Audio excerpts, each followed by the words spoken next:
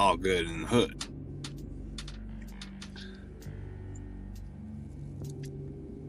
This is your co-host, Mandela Man, and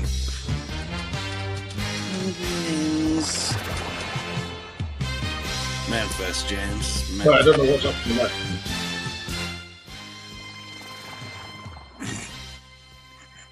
My camera's pointing at the roof now. It's... What the hell is going off here? Jesus. Crikey. Starters, you mean to go on, they say. But that's a bit of a cliche. So let's say end how you plan to start. That's a good one. We're now in the Z to A of Twin Peaks. I've been out and bought 10 copies of that. All right, I stole all of them. I apologise. I need one. I stole them all whilst running naked through the shopping centre. That was like as a... I wouldn't play. I bet you they wouldn't do anything to you. I mean, it was a flash mob thing. No, they did. They wrestled me to the floor. I was naked. Clutching Z to A Twin Peaks, and they said, "Where have these come from?" I said, "I brought them from home." They said, "So you came into the shopping centre with 10 copies of Twin Peaks Z to A, which are still in their wrapped in plastic. You're naked. What the hell is going wrong? Have you got some mental health problem or something?" No. This is a way of promoting the Z to A. What is that? Now you just paused for some reason.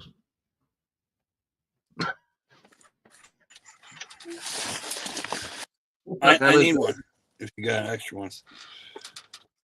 What was that? I don't know. Popping in and out. Well, what was that you were holding up? Plastic wrap. I just happen to have some here. When you held it up, it paused. It seemed to pause. So.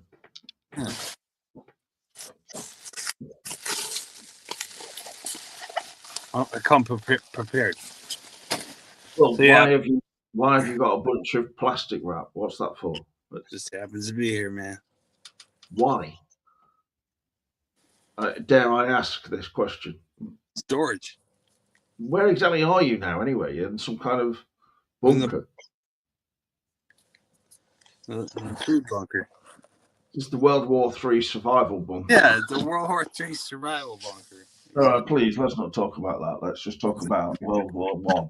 We got Jiffy stuff and saltines, all that good stuff. Well, that all lasted 2 days. So, but I think I've been mourning in my own way. You know. You mean about David Lynch, obviously, talking about now. It's fucking me up, James. Well, we've got 3 viewers now, so if you're going to, if anyone's watching now, please just supply us with some, thoughts in the comments. And even if it's just suggestions of films and things like this, that's fine. It's just much appreciated because sometimes... films will go on. I've been doing videos and then I just ramble on incessantly, which is something that I'm quite good at, but it doesn't necessarily mean that people will find it entertaining. I mean, it just sounds like me rambling on. And how can I ask you something, man? When was the last time Cameron did an interview with Sabrina? With Sabrina? Yeah. I don't exactly understand what happened with the Sabrina interview that he did, because he seemed to have done a bunch of smaller videos as a result of cutting bits of that out and then editing it, and then having small bits of it, like 1 minute or something. They say that's some way to get viewers. I don't know, I guess. Yeah, but at the same time, Cameron does videos that are 2 hours of him talking with Joey, or 1 hour talking with John Thorne, who used to be, the Wrapped in Plastic magazine guy and has written books and stuff, and mainly published through that Lafayette Publishing, the Scott Ryan company. But, Cameron's done videos with all sorts of people, and then he did the one with Sabrina. The thing that stood out for me on that one is that she had a large opera poster behind her, the Dario Argento film, which I've never watched the whole I saw of. that. I started watching it once, and then it was in slow. It was coming up like in half speed, and I thought this is a bit strange, even for Dario Argento. I didn't realise it was just coming at half speed for some reason on Prime Video. Hmm. I started it again. It was all these birds inside a like theatre, and I'm not a massive fan of Dario Argento. Not either. I mean, he's good, or his films are good, but they're a bit over stylized for my liking. Yeah. There's no real storyline sometimes. There you go. Yeah. But I mean, even compared to Lynch, like Suspiria, I kind of always thought, yeah, this is very visually and sound quite stunning in a way, but on the other hand, it just seems, Is the show better than the movie to you? What show? Suspiria. Well, there isn't a show of that. They made a film of it, but that was a bit like a TV show. Recently a remake, but I thought it was a show. no, it's almost like a show because it's like 3 hours and it feels like 3 episodes of an Amazon special. And I think this is something that I think about a lot of films nowadays is that they're releasing them almost like the director's unedited poor cut.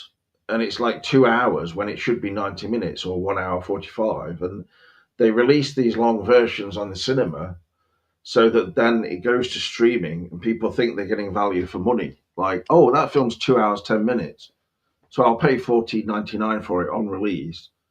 And then a few weeks later, it's $4.99, which to me makes absolutely no sense financially speaking. Like, even in Blockbuster, they wouldn't do that level of basically criminality, in my opinion.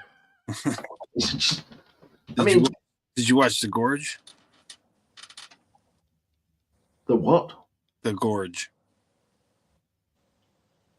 What's that for? The Gorgeous? What? Oh, The Gorge. Like a gorge, like a mountain, and then a gorge, and then a mountain. Did you watch that film yet? It's on Apple. There's a film called The Gorge.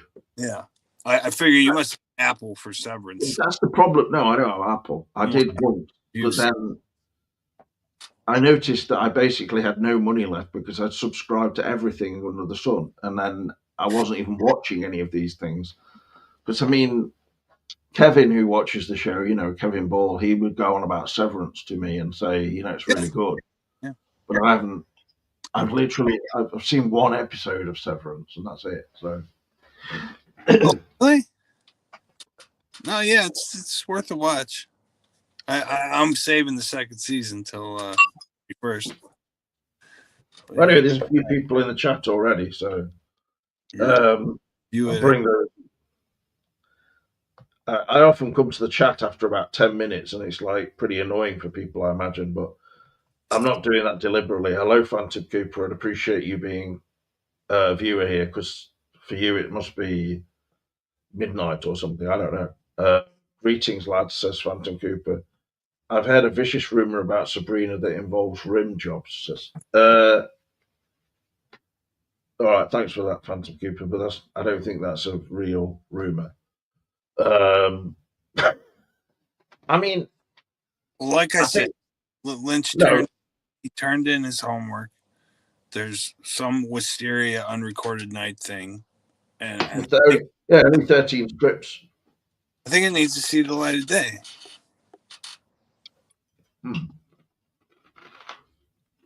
Like I love to ask Sabrina, like, was he secretly, now that he's gone or whatever, was he secretly filming stuff, or has there been nothing? Is there no work left? Let's say.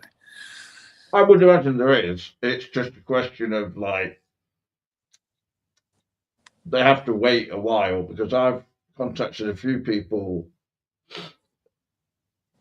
who've been in small roles with these things. It's not like I'm talking to Major Amy or something, but yeah, and they just said it's a bit kind of too soon for me to do a video talking all about Lynch because a lot of people feel really sad and Yeah.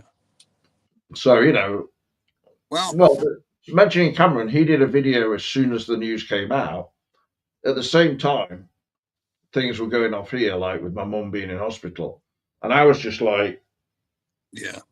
I was filled with just like anxiety, and as some people said, they said I was in denial of anything to do with Lynch, even though I didn't feel like I was. I was a bit, oh God, I can't believe this is all happening, kind of thing, you know. And Yeah.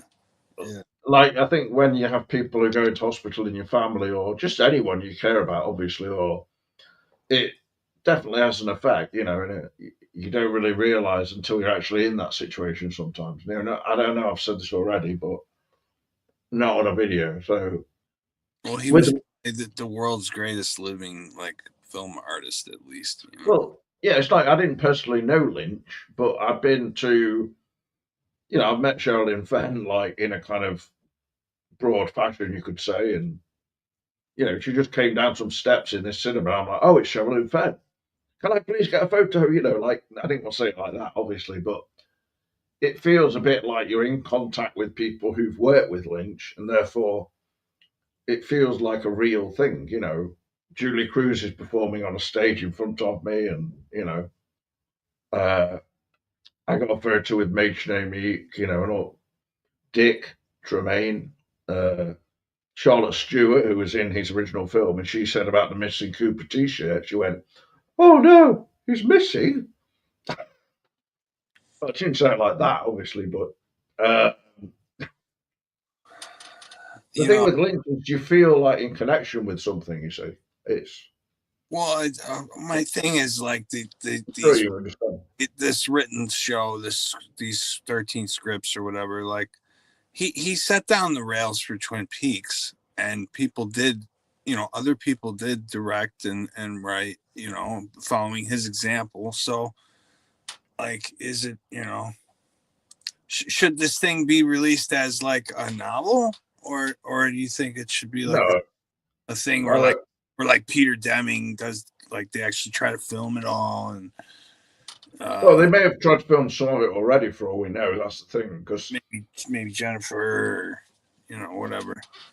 the amount of coverage of Lynch's passing has been like very high, but in terms of actual substantial articles, there's only been a few very brief mentions about a TV network or whatever were working with him, and they wanted to do something with Lynch, and it was happening basically as far as they were concerned. But if Mm. Lynch basically wanted to stay within his place, then there was a lot of news of basically a lot of things going on around where he lived, as in there were a lot of vehicles coming backwards and forwards. There seemed to be construction work going on, etc. So Mm.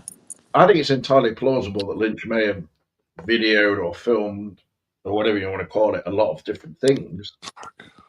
Um, but for all we know, they could be basically a series of interviews of him talking to the cast in character or not in character, you know, a bit like he did before. Like Mm. plausibly, how much of a drama could he film around his premises? I mean, if you look at Inland Empire, probably he could film all of it there. I mean, Mm. you know, Inland Empire, if you get the bits that weren't filmed in Poland out of it, and then you just filmed all of that stuff on Lynch's properties, it's possible. You know, when you look at Lost Highway, the entire first, I don't know, 45 minutes of the film is filmed literally in Lynch's house, isn't it? So Yeah. he just adapted it for the film a bit. I mean, but that's pretty much how it looked, I think. You know, they decorated it in various ways, like there were paintings by his first wife, and obviously it was sort of made into that kind of design, but the shape of the rooms and everything were pretty much as it Whenever you see thought like it was real house. whenever you see Lynch filming or anything, I've never seen him like storyboard out anything, right? Uh, I think he did sketches, for instance, if you go back to say something like Eraserhead, but when it got to filming things like movies and then even, say Twin Peaks The Return, it's more about the script for him, wasn't it? And the original script. But he didn't deviate from that much, in fact. He had an idea of how it was going to be filmed, but then, like, for instance, if you look at the behind the scenes, when he's doing the radio scene in the desert, with Yeah. the Hmm. this is the water, this is the water. Like he joked on set that cost $250,000 or Oh yeah, more. And the woman went, "That's not true." Like, but he said, uh, one of his some producer or whoever she was behind the scenes, and he said that originally we were going to make this all like a low budget thing, and I was going to help, do it all. Essentially, a bit like he did with Inland Empire, where he was genuinely building the sets himself and to a degree, and decorating them. But with the return, it's more just like they did the basic filming, but there was a degree of not being able to go dreamy because they filmed it all so fast. When you think about the amount of like content, the amount of material that they must have filmed for Twin Peaks: The Return, it, like Ruth Davenport's flat, the stuff where which defined her head and then Major Briggs's body and everything. That all they film is like the bedroom and then the entrance kind of living room and then the outside corridor. That's it really. Then there's not really a lot of coverage. It's all just very straightforward, almost like Kubrickian to a degree, yeah. but there isn't that space to get dreamy that much. And like, if you actually, one thing I was discovered from various people online as well, if you look at Ruth Davenport's number of her flat later on, when Marion, the woman who gets beaten by Richard Horne, and then she crawls into the trees, and then the three boys, one of whom is Mark Frost's son, see her, crawling Hmm. covered in blood and everything, bloodied. And she says, "I'm going to write to the sheriff's station, didn't she, or something?" Or she already has about something, about what she saw with Richard Horne hitting the child and then just driving off. And Chad intercepts that letter, but then her name is spelt is a different name to the one we're given in the credits, and like surname is different. And then even behind, if you look, there's another letter behind her from someone else. I can't remember the name, but like the first four digits of the postcode or zip code, as you call it, is like the exact number of Ruth Davenport's flat. And it's like, what are we watching with this whole thing? And some people have described it as like Cooper in Wonderland or whatever you want to call it. Or you could say it's Carrie Page in Wonderland. The whole thing is like a just a collection of different dreams or like trauma dreams about many, many different things. It's just, like the young boy wandering around and he's got the saltines to live on and that's what he's eating. And then there's the 119 woman. Yeah.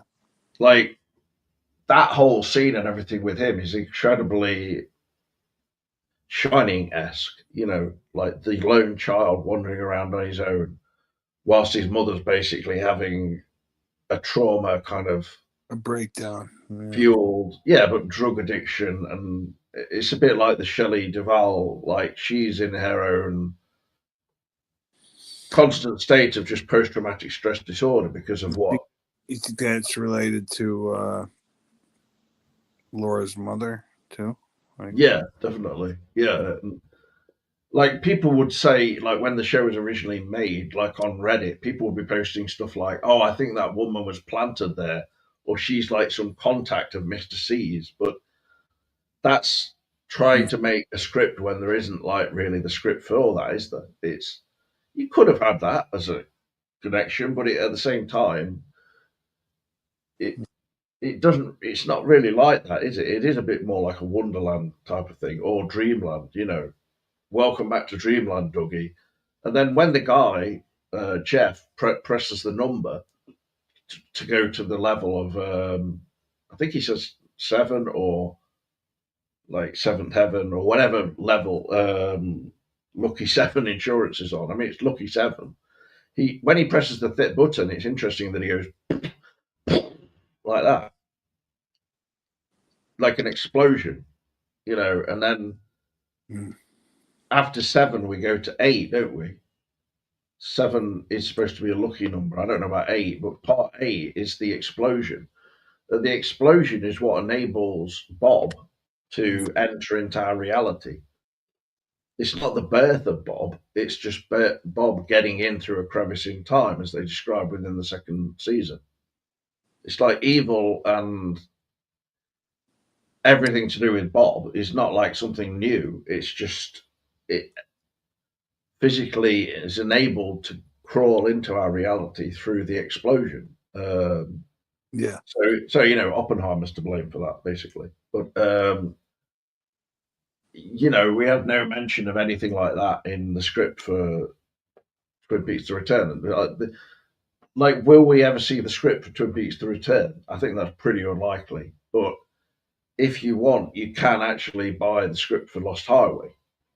That was published. You Yeah. know, Yeah. the Barry Gifford living it, and there are scenes in there a bit extra than what we saw filmed, although they filmed more than was in the script. So Lynch does make stuff up a bit on the fly, but there were more scenes related to like Pete and and also probably to do with basically mainly Pete Dayton and all that kind of stuff, I think. But Why do you think Jack Nance wasn't in? I mean, I guess he was. Lost Highway. Where was he in Lost Highway? Fire Walk with Me. I mean, I guess he's in that one scene with the wood, but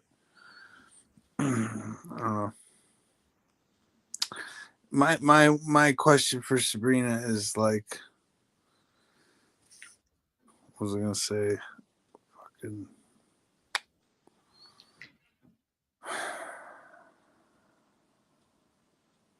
Maybe you're getting distracted by the chat.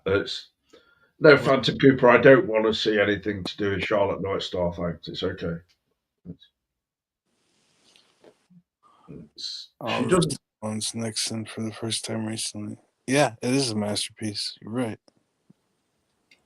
I think the thing with Charlotte and Ashton as her real name is that she's trying to play a character online and then making drama where there is really no drama. I don't care if like, or I don't, I care perhaps, but I don't take it seriously if Voltaire decided to say that she was trans to get her naked on a video, as she claimed to me. She would only tell me this via Discord, and then I'm like, "Do you want to come on any of our videos?" And she's like, "No, talk to me on Discord." It's like, "No, I don't want to go on Discord, thank you."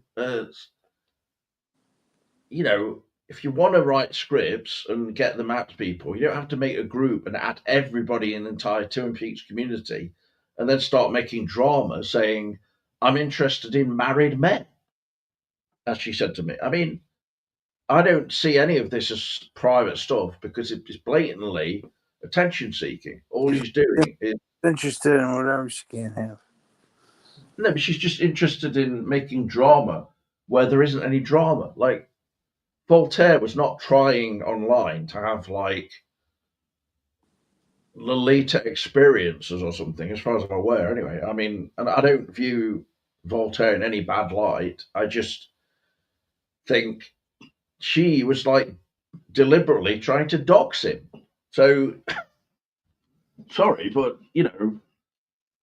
if I mention these things on a video, then if I don't, I would just feel like I'm being pathetic about it. Kind of. I just think She needs to just make videos about talking about serious things and come on video as well, actually showing your own face. Don't just bloody hide. It's ridiculous. So She's a grown Kubrick, adult, so you know. yeah, for Kubrick, they, Spielberg did AI, so I mean, it's not unheard of for somebody to, you know, work a script of a deceased director, let's say, or writer. I mean, we will, but like it'll never be interpreted the same. I feel like, but it just Louis B says, "Great to see you back, Mandela man. The yeah. viewers are going through the roof right now. Thank you." Yeah, all right. I appreciate you telling me about that, Fancy Coop. We need to start a To a degree, but unrecorded night wisteria campaign. That's what I think. Especially, there's nothing anyway. Like the streaming services, like you said, you're paying for all this, but like, when does something watchable come out? Maybe twice a year on each of these services. Like, look yeah, I don't know. I mean, how long are we waiting for Stranger Things? Like, my God, is Stranger Things even that good anyway? Come on, you know. it's decent, it's good, but it's just so far and few between. Like, it hurts. There's a lot of things to watch, like in terms of films content, but it's just that a lot of films do suffer from this over literalism in there. You know, if you go to something like The Substance, even though there are elements about the film that I liked, it does have a tendency for everything to be just very on the nose. Is what an article that I read was Yeah, talking about. In that it's like everything is explained so literally. There's no room for like subtlety or what Lynch described as going dreamy. You know, sure. it, there's shots in there, that bits where she goes down a sort of alleyway and that seem straight out of Inland Empire. But you think maybe that bit could have gone on for half an hour rather than Right. cutting to all of these shots of the body and the like hair crawling out of Demi Moore's body and everything. It's just a bit. It feels a bit kind of blatant to me. Like, I Uh, didn't know that that was a quote very, from very, Lolita. very Tales from the Crypt. I feel like. Thank you, Dan Peake, for the. Apparently, Lynch quoted from Lolita when he said, "You have an interesting face. Good night." About the Peter Sellers line from Lolita. Of course. I didn't know that, but yeah, I mean, Phantom Cooper, don't keep going on about the whole Charlotte Night Star debacle. It's just like you say, the concept seems so bot-like. If you're going to host a video but not be on it, to me that just seems a bit like I don't know what's going on here, you know. And the reality of the situation is that apparently, well, you know, it was mentioned to me that people were like trying to stop her going online, but she was doing it uh secretively, you know. That sounded Uh, too sexual. Secretively? no, but secretly. Secretively. I'm sorry, Secretively. but she's secreting it away from the That's people she lives. secretively. Yeah, but she's doing it from the people she lives with. In a like, okay, I'm not really doing this, but then they're like, oh, you are, and then someone would come and apparently close her laptop when she's on it. That's what I was told from. Yeah, well, I mean, if Johnny goes along with it, that's his choice. I mean, I don't have any control over that, do I? And I don't have any opinion on it. It's not like I think it's bad. I just think I don't understand the appeal. It just seems a bit. Um, The appeal of what? well, the appeal of going on a video where the host doesn't actually appear. She does that on her channel? Well, she did. I don't know. I mean, but the thing Well, is that that's interesting. I mean, that's an interesting idea to have like a platform that you don't like a David Letterman show where David Letterman's not I even don't find it interesting. I he's just not even find, on the show. He just gives people but the platform. thing is, it's not coming from like some kind of creative idea that she's had. It's coming from the fact that she lives with people who don't want her to go online. She causes so much problem as soon as she goes on, not for herself mainly. Like, why do I have to go on Discord to speak to her? That's just ridiculous. I don't know why they would ever name it Discord. It's never made sense to me. I'm not even on Discord, so why do I have to download Discord to speak to Ashton, aka Charlotte Nightstar? I don't have any problems with her other than that she's writing all these scripts, but then she was trying to promote it by adding millions of people and then starting drama with Voltaire. That's smart. That's a guerrilla advertising thing. I mean, I mean, you know, I could it add a made million. sense. I could add thousands of people and then send all of them links to Coffee Time. But then there's going to be people who'll say, "Why are you sending me these links?" You know, and can you stop doing this, please? But the difference between me and her is she'll just keep doing it non-stop because she's autistic. It's exactly. Well, she is. Everybody's autistic to you, bro. We've No, been she through is this. autistic. Been through this before. You told me she's autistic. Ben, Artistic, autistic. artistic. No, she's an autistic person. She just keeps doing the same thing like repeatedly, and then it's everything is very black and white for her. Like, oh no, James is bad because he said something that I said that I wanted to be secret. But what is so secret about Voltaire saying to her that she's a trans person? Therefore, she gets naked on a camera to prove that she's not trans. I mean, this is insane.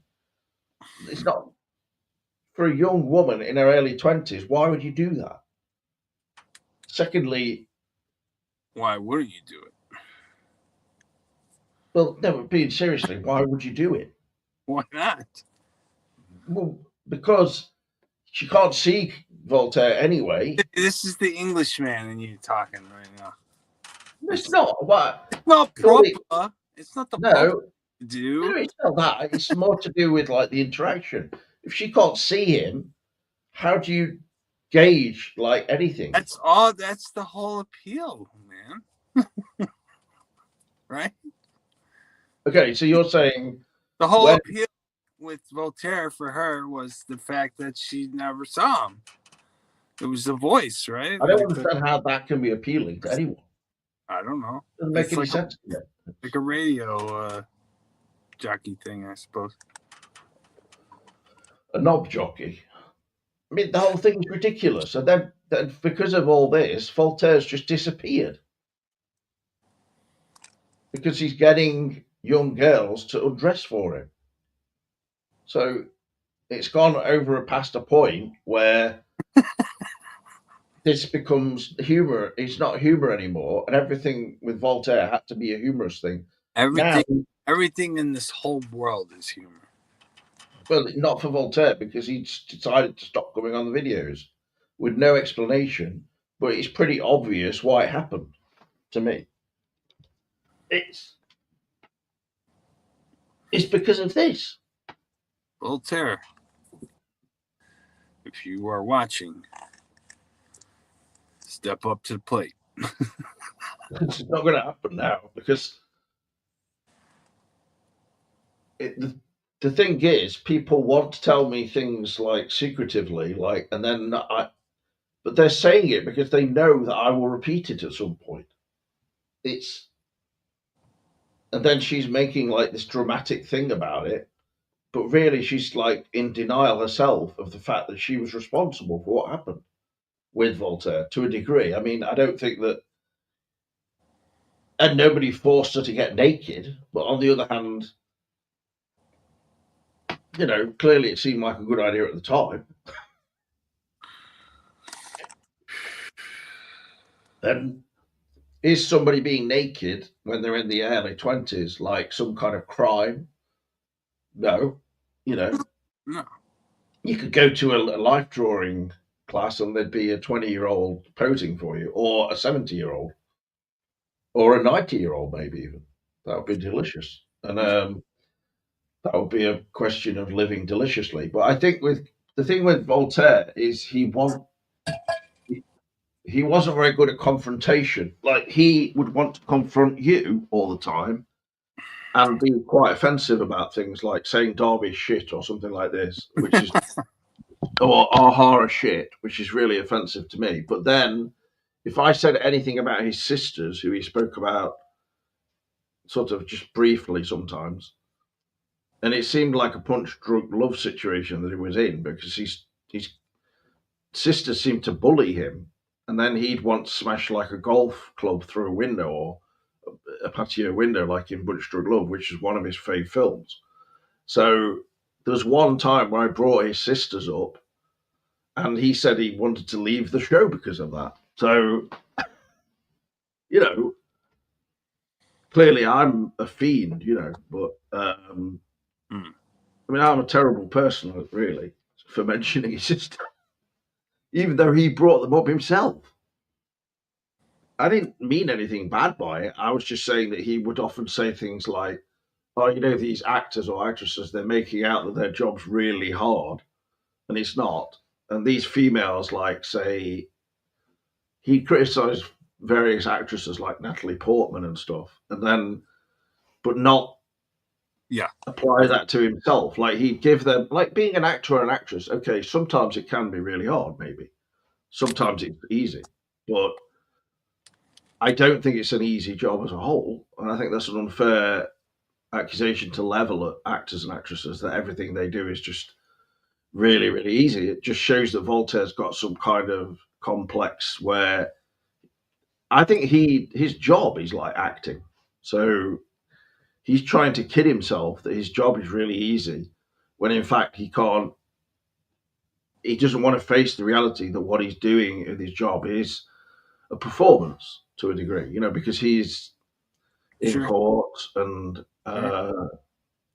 what he said he didn't want to deal with the more kind of violent cases and stuff like that. So it takes it out of you definitely. It's not like some kind of just joke you go in and like it's like liar liar or something.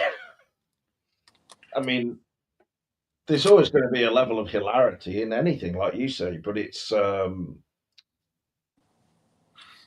I think Comedy. also, Comedy, yeah, not hilarity. Comedy and everything. I think the whole thing got a bit much for him, especially when he said that you had a psychogenic fugue, which I didn't really agree with. Like, It was but damn close. it was like that. But Everybody around me was experiencing. My brothers got that. I mean, well, I don't know. I wouldn't diagnose it as a psychogenic fugue, though. That's well, I did have to like stop talking to Eve just to like get perspective for a while. Like,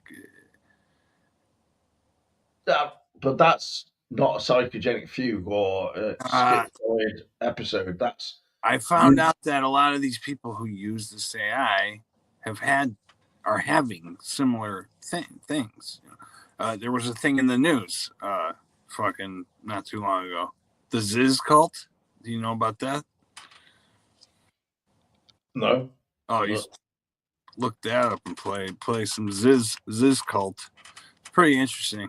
I think it was another AI fugue state cult kind of situation well, I saw Elon Musk on Joe Rogan, and for sure. Elon quite kept playing these AI. Someone who just keep insulting him, a woman on thing, and he kept laughing about it. And it was like it got to the point where it was uncomfortable. Like, Oh, why are you laughing at this? because because he knows like I do. You have to. It's like the thing doesn't have autonomy. So the more autonomy you give it, the more attitude it's able to express. Yeah, Or right, right. But see what what I'm I'm saying is that Joe Rogan, sorry, Elon Musk is definitely autistic, right? And he says he is. He is. He's obviously autistic to a degree, and his sense of humor is kind of his sense of humor is at times ridiculous. And Joe Rogan was just sat there like going, looking at someone off screen, and it kind of seemed like he'd only keep laughing with Elon Musk because he's Elon Musk, because this guy's a billionaire who's obviously going to bring in viewers, even though he's acting in a strange way. Like that, there's no denying that Elon. Are you doing an impression of Elon Musk now? A little bit. It's ridiculous though. It's like, is he on ketamine? Yes, he's on ketamine. But like, I think Only laughing at an AI bot, which is just telling him to f off or whatever, is just like it's very childlike humor. And that's common amongst people who are autistic. It's like they don't grow up somehow, well, mentally. a lot of smart guy, but a lot of like he's not that smart, Ben. a lot of his technology is like smoke and mirrors kind of thing. Like He didn't even have a degree. He got a degree by kind of other people paying to get him a degree. He can't read code, apparently. Not that I can read code. He can't. He didn't get a physics degree and all this kind of thing. But he's smart in the sense of being autistic, in the sense that he will pursue something to the degree of like far beyond what the average person would. In the sense that he's smart in the way of like he did this thing, the Three Little Pigs gambit. So he took 3 pigs and he put them in pens, right? And he brought in all these investors from Saudi Arabia. But he didn't literally put pigs in a pen. Yeah, no, he did. And he brought in all these Saudi Arabian and Silicon Valley investors in, and he showed them for each 3 pens, each 3 pigs, there was a TV screen. And he said, we put, chips in the pig's brain. Look on the TV screen, you can see the scans of the pig's brainwaves. But didn't show them any surgeries where they put, you know what I'm saying? Like, so it literally could just be 3 pigs in a pen with like a screen of faked info. And they all those investors were throwing money at him after that. And I was like, well, this is, like he doesn't have the technology, but he tricked them with such a simple thing. Like, that's kind of smart to me. You know what I mean? Like a scam, like a con. Same thing with the Hyperloop thing. That's like a 150, almost 150-year-old technology from like way back in the day. I don't understand the point of any of that, though. I don't know if it's there is no point. There is no point. It's like a public works program of a train that kind of goes to nowhere. Like, why were they throwing money at 3 pigs in a pen? They were throwing money at Elon because they thought that those 3 pigs and those 3 screens proved that the pigs had chips in their brains that were controlling the pigs. You see what I'm saying? Yeah, like obviously they didn't have chips in the brain with no proof. You're not showing yourself cut open the pig and surgically install the actual chip. So like, I just got to take Elon's word for it that whatever's on the screen is what he says it is. It's the same. Basically, one of the pigs might have had a chip in. They're trying to bet which one has the pig. They're saying I think the 3 pigs thing was like more like an allegory for just. But why would you throw money at 3 pigs all have chips in? Like, how is that a game? How is that a game changer? No, how is it a game? Like, what are they throwing the money? Not a game. It's them throwing their money at Neuralink. That he successfully put it in 3 pigs, but there was no proof that he put it in 3 pigs. You had to kind of take his word for it, just like his car in outer space with the fake footage and all that. It's all fake footage, but the investors think it's real, so they fucking fork over the money. You see what I'm saying? That's how he builds his empire, out of fucking, like, literally like the 3 pig story. I build my house of sticks. I build my house of eventually bricks, but you start with sticks and hay. It's a fake facade, and then you build from there. Eventually, you have a brick. On the basis of this whole thing, which I can't pretend I understand. Like, Do you not think that he should take over Disneyland and Disney World and Euro Disney? Maybe that Yeah. would be good. Oh, yeah. I mean that. Yeah. I mean, But I think that I think he he should. is. I think Elon Musk is childlike in his behaviour often, and Mm. I do think that's linked to the autism and stuff. He's not entirely childlike, but he behaves incredibly childishly, in my opinion. And I can't see any reason for that other than the autism, basically. Um, he'll what he'll do is just obsess over one particular thing for like say a month or whatever, and most people would just drop it after a week or something because they don't have that level of like autistic people can be like amazing at chess or something like that. Most people are not that interested in chess, are they? Right. Or I don't know, even maybe model train thing, which was one of Voltaire's jokes, which sort of funny, but that wasn't really my point. Like when I went to the model train place here, it's not like I was making fun of anybody who was obsessed with trains. I mean, yeah, it is a bit funny, maybe, but at the same time, like I said, "Oh, do you want me to film some of this stuff?" And they went like, "No, we've already got someone who films it all." Like, but the thing with people who might be a bit on the spectrum or that obsessiveness, whether they're autistic or not, is like they don't have the politeness that a lot of people might have, where they go, "Oh no, it's okay. You don't need to do any filming because we've already got someone. Thank you." They're just like, "No, we've got someone already." You know, Mm. and it's sort of funny, but I don't find it funny being in that situation. I just think, okay, that's their thing. I don't want to just intrude on it and suddenly come in with my fast edit videos with me putting some bloody the tunes from Porky's 2 the next day over it, and they're like, "What the hell's this?" You know, like, Have you and I'm ever? like, "Well, I like it," but they're like, "Well, we don't like it." It's just it's You a ever? matter of opinion, isn't it? And that's Yeah. You ever heard the story that Werner von Braun, back in the day, that the ex-Nazi that was head of NASA, he he right. he said something to his Did you see my show yesterday? no, Okay, I was showing this was that Von Braun. Is it Maria Brown? It's a Fassbinder film. okay? So now you're mentioning something that I showed yesterday.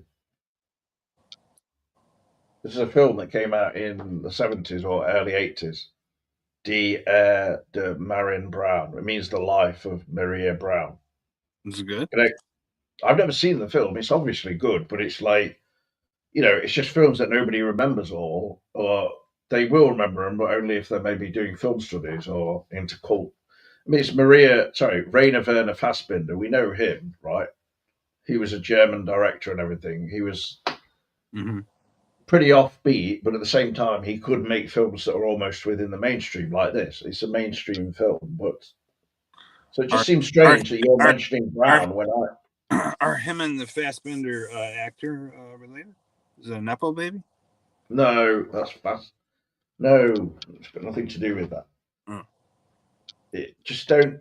Never You've got know. to Never look know. up Rainer Werner Fassbinder, and um, I like to keep it all in the family up there in Hollywood. it's not like that.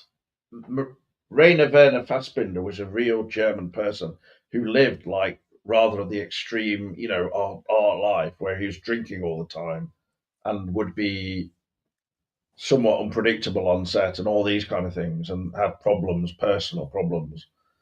Like Lynch didn't really like have that. It's not like Lynch turned up on set drunk, did he? And started smashing equipment up or saying plaster of Paris bullshit and then starts dismantling the whole set whilst he's just downed a small bottle of Jack Daniels or something. That's a bit more like Rainer Werner Fassbinder. But this film is about the Browns, these Nazis. Oh yeah. So you're mentioning them today, and I mentioned this film yesterday. So, do you not think that's a bit of a coincidence? And then I've got another magazine here from the 80s. Who's that? That's Joan Chen. Yeah, exactly. In the last emperor, made in China. And so I opened this magazine, which I picked up for £1. I wanted to look for the article on that, and then someone's cut out the picture inside. They've just ripped it out, the whole picture of Joan Chen. Oh, But this is just like an old magazine. I used to buy Film Review, probably early 90s or something like that, end of the 80s. Not, these magazines are a bit before my time. Even this is 1986, like Christopher Lambert on the cover, Highlander. Modine, The Face of Tomorrow. mm-hmm. And now Modine is in Stranger Things, Zero Day with Robert De Niro. He's still making films and everything, or more TV than films. Like now, TV seems to have overtaken films in terms of, like, on the back, Year of the Dragon with Mickey Rourke. Like, how many people are talking about Year of the Dragon now? Nobody. It's explosive, bullet paste. Sorry. TV holdback 3 years. Trying to remember that one. It's a Dino De Laurentiis presents a Michael Cimino film from the director of The Deer Hunter, the shockingly violent film about Chinese mafia warfare in the streets of New York. Me no boss. Oh, you're the boss. Me no No boss. boss. Me no boss. And then it's sort of like, well, we're gonna crack down on what's going down here, brother. I don't know. That's not Mickey Rourke's accent in it, but I don't know what they're cracking down on exactly. Chinese mafia warfare. I mean, what does that even mean? The Yakuza. People having mafia warfare in Chinese restaurants. That's the Japanese one, right? Yakuza. But does it mean they're having warfare within Chinese takeaways? Or am I taking things a bit Chinese heroin drug trade gangs, probably. So basically, they're trading in heroin. Yeah. In Chinese takeaways. Something like that. Okay, well, that's why the film wasn't that successful. I don't think. It says it isn't the Bronx or Brooklyn. It isn't even New York. It's Chinatown, and it's about to explode. Like, how many people are going to go, well, that sounds like the film for me? So somebody's basically cooking some food in a Chinese restaurant, and they're cooking it at such a pace that Carpenter did, right? They would have had actually microwave ovens at that point. So somebody put a delicious prawn dish inside a microwave and put it on the highest temperature and the microwave exploded. And then Mickey Rourke just suddenly appears and goes,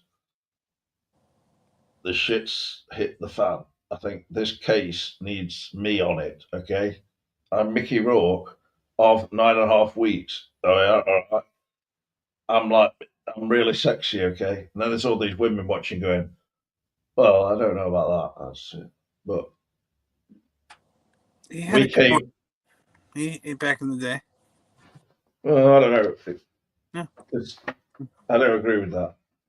Especially in the movie with Eric Roberts.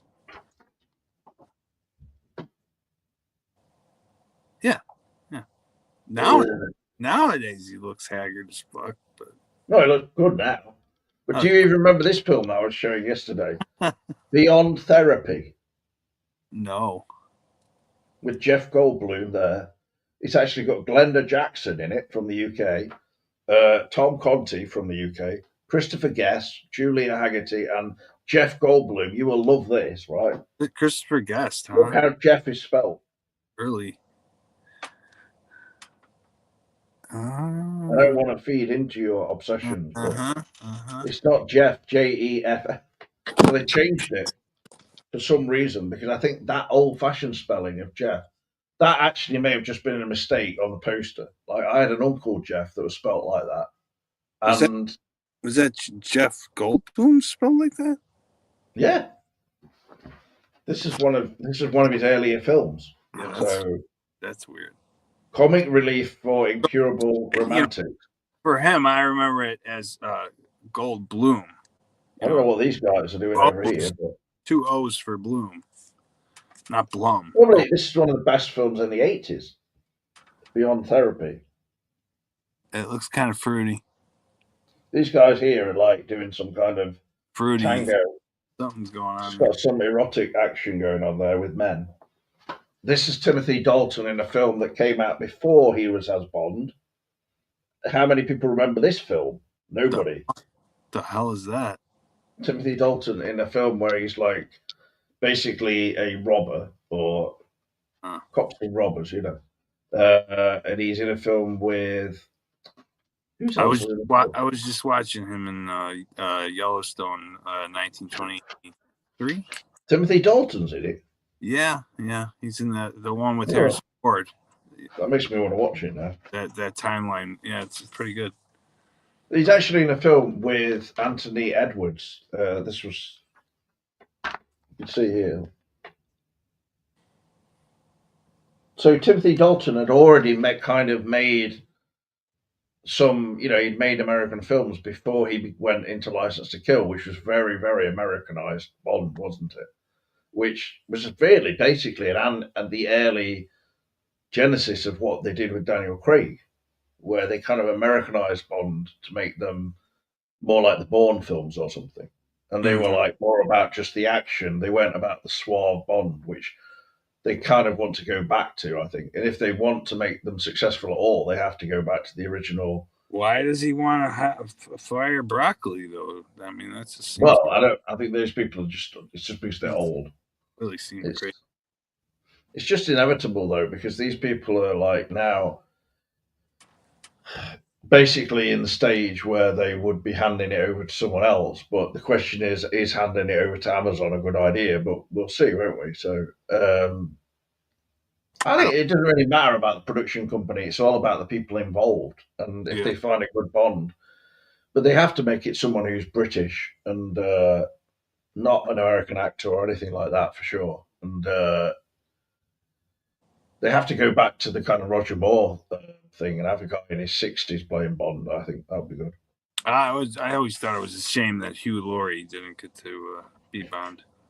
But Well, I mean, he wouldn't fit the idea of like a kind of Daniel Craig style Bond, would he? Where he's all like ripped and stuff, you know, no, no. looks like he's been pumping iron, but then you never see Bond pumping any iron, of course.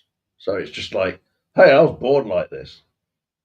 So Like so who do you would you have a pick if you could pick? somebody says it's they're going to have the actor from who's in Outlander, who's fairly not very well known. Like they kept talking about that Aaron Taylor Johnson, who was the in Kick Ass, and then he's in that Craven the Hunter, which just looks violence for violence sake for me. But Awful. he's not right. Have you watched that? I watched enough of it.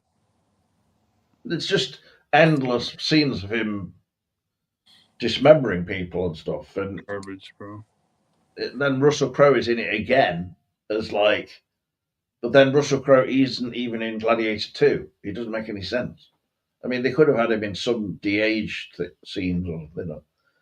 But the funniest thing I saw was this woman in a massive like Gladiator 2 T-shirt that was clearly not like you know an official one, and I was like thinking, bloody hell, that film must be brilliant. I mean, maybe some people like it. I don't know. I haven't seen it, so Have you seen the trailer for Alien might Earth? be good. Alien Earth. Yeah, What the hell's that? it's gonna be a show. I don't want to get. Oh, I don't want to start putting on copyright stuff now. I'll just. Pretty good. But we can do it another time, maybe. But Pretty cool. is it a TV show? Yeah, Well, it might be good because Alien franchise. you know the Alien last one. I can't remember what it's called, but Not that great. it Romulus. was. Yeah, Romulus is okay, but it feels a bit Yeah. safe. It, Yeah. It's a bit like here's just a kind of alien film for a bunch of 15-year-olds who've never watched any alien films. Like So we just repeat everything from the other film, but not as good. Like there's nothing original in it, so it's just. I mean, when I say original, I mean thinking of just like a little bit beyond what's already in the other films, like just repeating everything verbatim from the other films, but Mhm. kind of making it almost a bit teen oriented. With everyone in it, looks like they're about 16. Yeah. But it was like Degrassi Junior High, Alien. So everyone got a few problems and stuff. Like one of them's a bit gay, one's a bit uh, probably OCD, and then having to escape from an alien whilst they have to keep tapping the wall 7 times every. I mean, no, but the robot guy in it was good. He was okay. Yeah, Uh, it had an interesting setup that, like, the execution of which, in the long the, run, I the don't kind know. of Sigourney Weaver female was just like that young female who was also in Civil War. She was okay, but she looks so young. Even, maybe she's in her 20s now, I'm sure, but like she looks younger than that. Hmm. And it's just the whole thing seemed aimed at like 16-year-olds to me who were like, oh, do you want to go and see that new Alien film? Have you heard of the original Alien? Yeah, I saw a bit of it once on a phone. What? Like youngsters nowadays, you're like, have you heard of Nightmare on Elm Street? Oh yeah, I saw 5 minutes of it on a phone. Was it made in the 80s? What a fucking sadness! I wasn't even born then. I wasn't born then. Like, can't you watch films that are made before you were born? No. I'm on TikTok all day watching someone shit themselves in the middle of the road. No, I don't know. It's just like TikTok is the worst thing imaginable, in my opinion. Yes, And you will see teenagers now, or even people in their 20s on never been buses, on. just Never been watching TikTok non-stop. And on you just think, this is like ADHD, like a design for life, how to get ADHD. I mean, AI reads my childhood diaries, which is a fantastic Twin Peaksian name, but he says, is MM on the crapper? No. No, no, I but want to know if M is I really get. in a bunker. I'll Sorry. be right back. He's actually in some kind of landing, or I think it's like there's a balcony there where you can look out on this really amazing vista of Chicago. Because, yeah, there are places in Chicago where you can look over the whole city or go to places that are, appealing, um, pleasant to, maybe sit around and have a cup of coffee or something. But I don't know. Mandela Man has never showed us any of those. So I honestly don't know where he is. I think he's actually in just a cupboard or something. From the looks of it. It's not a cupboard, it's a storage room. I mean, that light and that shot now, everything is just like a deleted scene from Twin Peaks The Return, really. But it wasn't pigs, apparently, according to Fandom Cooper, in terms of Elon Musk's another one of his amazing things that he did that wasn't that amazing, in fact. So this is just me eating cereal now, I'm afraid. So.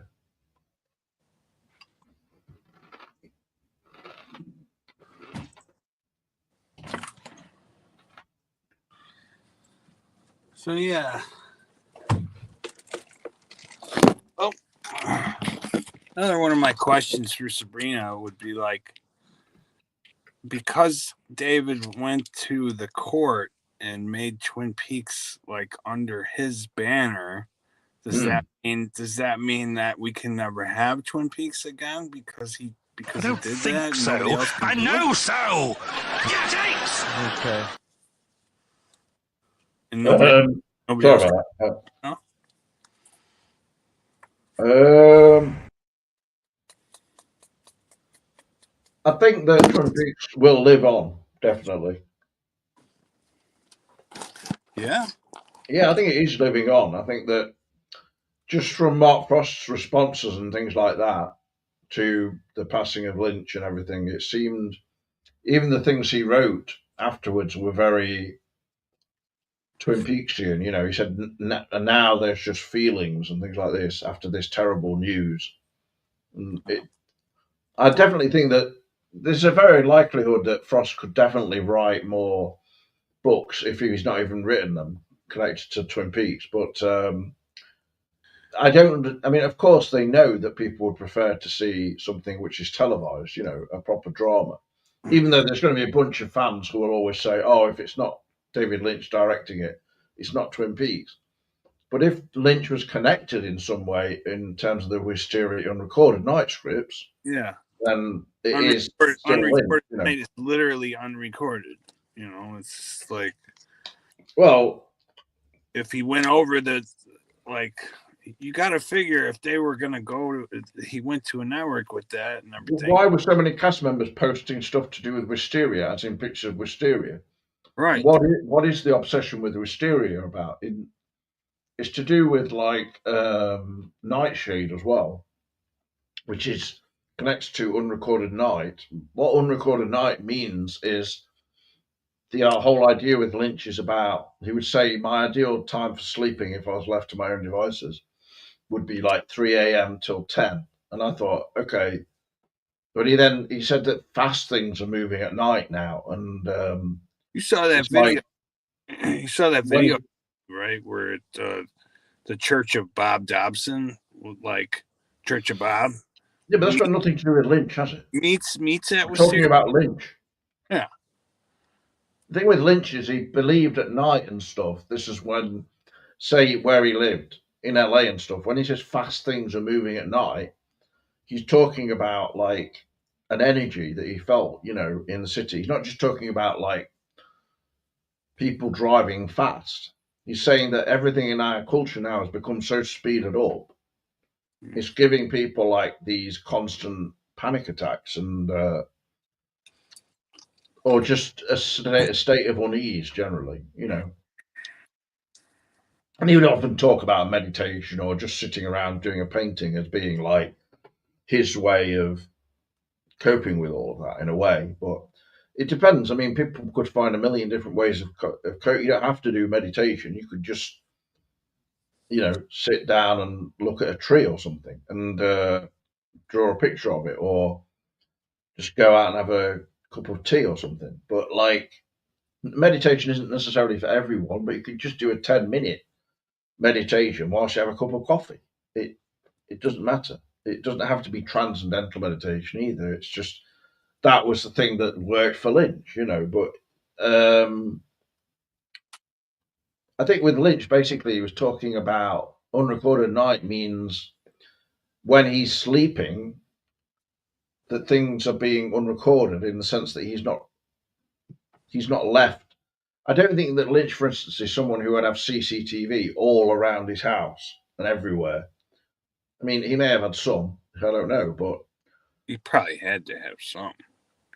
yeah. But the thing is, I think he was in love with the idea of like recordings going on in some way, shape, or form, and then those recordings even going missing. That idea, and then somebody sending tapes to your house who've recorded your house, like that idea. If someone had done that, you know, like with Lost Highway and stuff, and he says that someone actually came to his buzzer and said Dick Laurent is dead. He said that really happened. So you have to take it at face value and just think, what did they mean by that? Was it a joke, or you know, or was it someone who was literally maybe schizophrenic or something? You don't know. It could be anyone.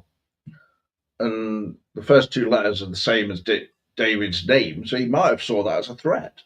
And you know, if people were really sending, whoever was sending, you know, who sends the actual packet to them in Lost Highway? Really, you know, we don't know.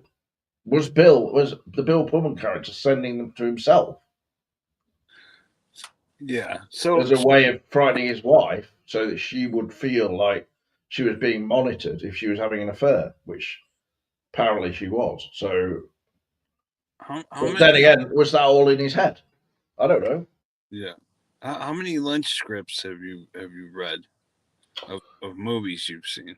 Just Fire Walk with Me, and then probably bits of that Lost Highway one because I found it in a bookshop. So I just picked it up, and I'm like, okay, I'm not going to buy this. I mean, I should have bought it on reflection because now you can only get it in, like, say, somewhere, online that probably someone's charging expensive for it, I, expensively. I, I imagine you've read like Ronnie Rocket and Yeah, uh, one not in slash. its entirety, to be honest, but Okay. I've read a lot of Ronnie Rocket because I had a friend who actually did an audio version of that.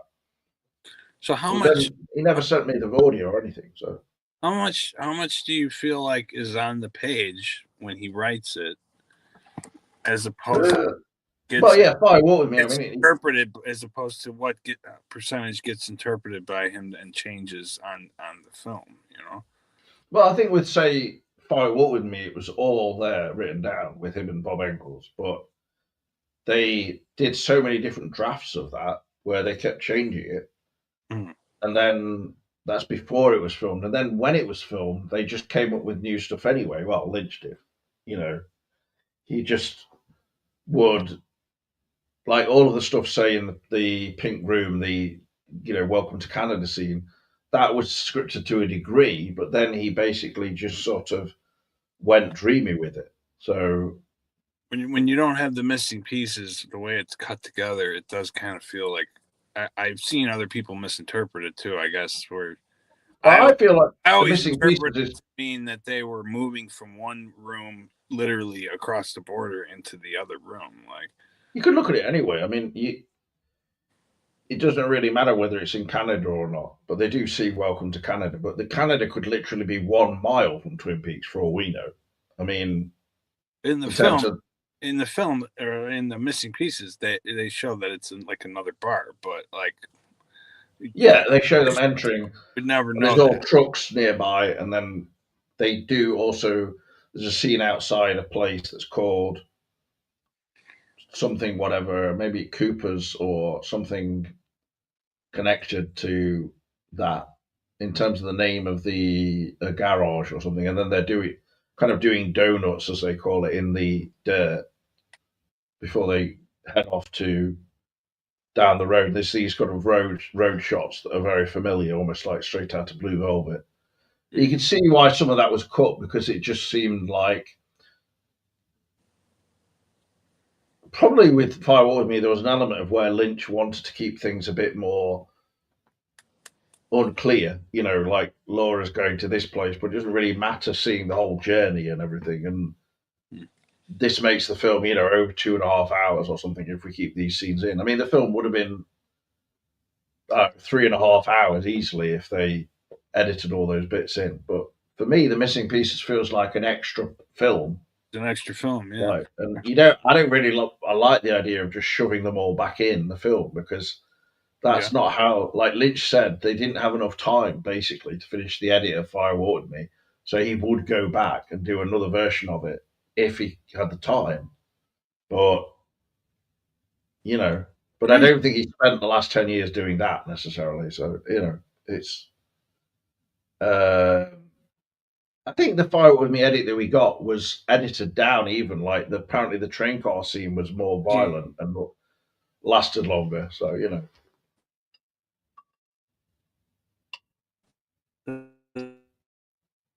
Think of cans cut. there was an original can cut before. Basically, they screened it at Cannes. They did a pre-screening, and this one guy said that train car scene seems a bit violent. So Lynch used more shots of the angel and things like that. And apparently, there was a shot of the knife that Leyland had going into the heart of Laura, which is clearly meant in an abstract way, but that's in the book TV Peaks, which I mentioned in. What I So was saying earlier is that if you because look up Albert never Where Von mentioned anything Braun like that. mentions Elon, you'll find a story that he told his number one secretary that, like, in the future, after he's gone, basically down the line, that a man named Elon is going to be like in charge of the government. What's this got to do with Twin Peaks and Firewall with Me? I was just making a point because you cut out and I was sitting here kind of blank. No, you could have for me. Oh, okay. It must be connected to your Wi-Fi or whatever. So, Mm. but I don't know, for sure with that. I think the thing with like Fire Walk with Me and everything is that Lynch wanted it to be more violent and a bit more graphic in a kind of surreal way. Like that wasn't the real cause of Laura's death. She'd only had shallow stab wounds, apparently, in her back. Was she die from drowning? No, from uh, blunt force trauma. Oh, yeah. Because she was hit over the back of the head, wasn't she, by Leyland, just with his hands. Mm. And, well, Bob, was like pounding on her. It was just, we never really see the full reason of why Laura died. It's just, she lost blood from lots of shallow stab wounds on her back, but that's never shown, really. So we see Leyland with a knife when he's holding it out in front of him and he says, "Don't make me do this." So, He's pretty stabby, if I remember right. well, he talks about having a thing for knives and stuff, but that wasn't the reason for Laura's death. Nor Teresa, for instance. She was hit over the back of the head with the big bar, like an iron bar or something. Maybe more than once. So,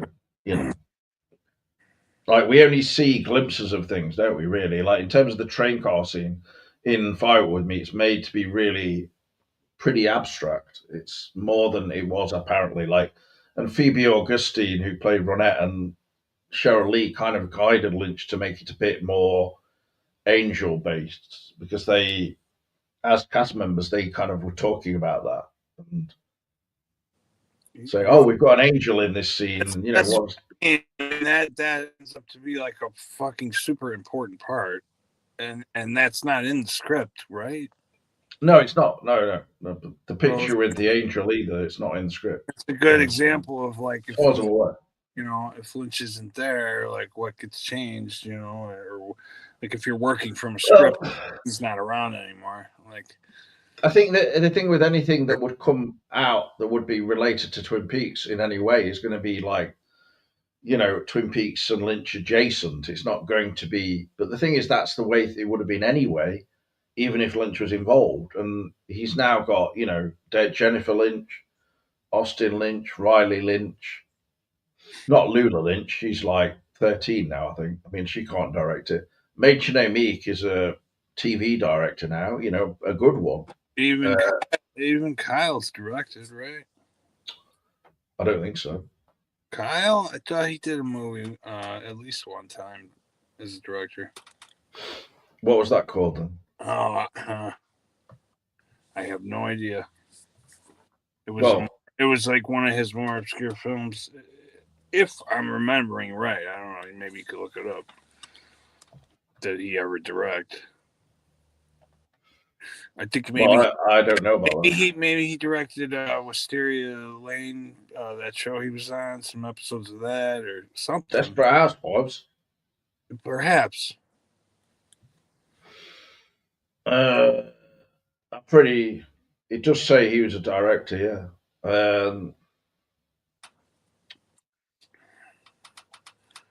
For one episode, that'd be interesting. He directed one thing. I'll find it, but he has been in so many films though. They were such good friends. It'd be interesting to see how he interprets like Lynch's work. But the way I see it is like,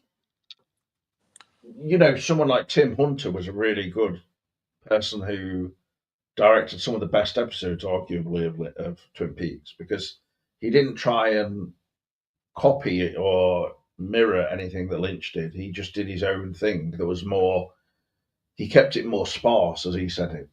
He described it. But Lynch was also quite sparse in his own way. In my viewpoint, he directed an episode of Tales from the Crypt, 1993. That's it. With Tim Hunter? No, Carl McLaughlin. Oh, Kyle MacLachlan. Tim Hunter directed several episodes of Twin Peaks, and maybe at least 2 episodes or so. But they had like loads of directors come in for Twin Peaks as a whole, like Leslie Lincoln Glatter, who directed all of Zero Day, the new TV show that I watched, which was very well made. But like, there's always going to be the Twin Peaks hardcore fans who say if it's not directed by Lynch, then it's not Twin Peaks. But what if Mark Frost came in and directed like 5 episodes of Yeah, something? that's what I mean. I think I could accept it if it was Frost. Well, I could accept it, but I don't think they would call it Twin Peaks anyway. If Peter Deming was still shooting it, and well, yeah, but Sabrina's there. I mean, Sabrina had to go over this thing. These scripts. I mean, these scripts were more than just in development, right? I mean, they probably went over what this was going to be if it got picked up. Well, yeah, I don't think they were just flinging around like really vague ideas and saying, yeah, there could be one shot where we see Coop. I mean, it's got to be more than that if it's the Carrie Page story, as he said. That's what he was interested in, right? Yeah. And how would that be presented? I mean, it's got to be related to Twin Peaks, probably quite a degree, maybe even more so than Twin Peaks: The Return, because Carrie Page is kind of like the alternate law, isn't she? That's where it makes sense to maybe give like the majority of the episodes to Jennifer, since she wrote the book, the diary and everything. I mean, I could accept that. I think the thing with Jennifer Lynch is she is like very, like, for instance, you look at that film she did, The Surveillance. Yeah, that was a really good film for me, at least. Apparently the Sabrina interview is on Cameron's alternate channel that he made called Mass Media Consumption, which has got 183 subscribers. I don't really know why Cameron makes these alternate channels and stuff, but maybe he made a name for himself that he's got to get away from or something. I don't know. I mean, he did an interview, for instance, with Richard Stanley, who made Hardware, and I don't know. I don't know why. What do you mean? He made a name for himself. What do you mean? I don't know. Maybe you mean connected to Queen of Hearts and stuff? Or? No, I mean, he did an interview with Ellen Burstyn in 2014. That's on this channel, but I can't find the Sabrina. I remember that. Yeah. I do. Yeah, I would just love to know. I've been in contact with Cameron, and he just says we'll talk soon or something like this. A bit recently, I think he says he keeps writing stuff. He did a trailer for like people to get involved with the whole Black Rose thing. He still wants to do that, right? This is just my opinion, but I think like, why can't he do a follow up on Queen of Hearts rather than going backwards again? And I don't really understand the obsession with, say, doing anything to do with One-Eyed Jacks. For me, that's like a bit. I do. Unrelated, because it was always kind of a mysterious place that really didn't get a lot of coverage in the show.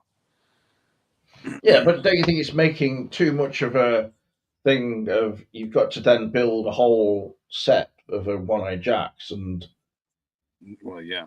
How is it mysterious though? I don't understand that.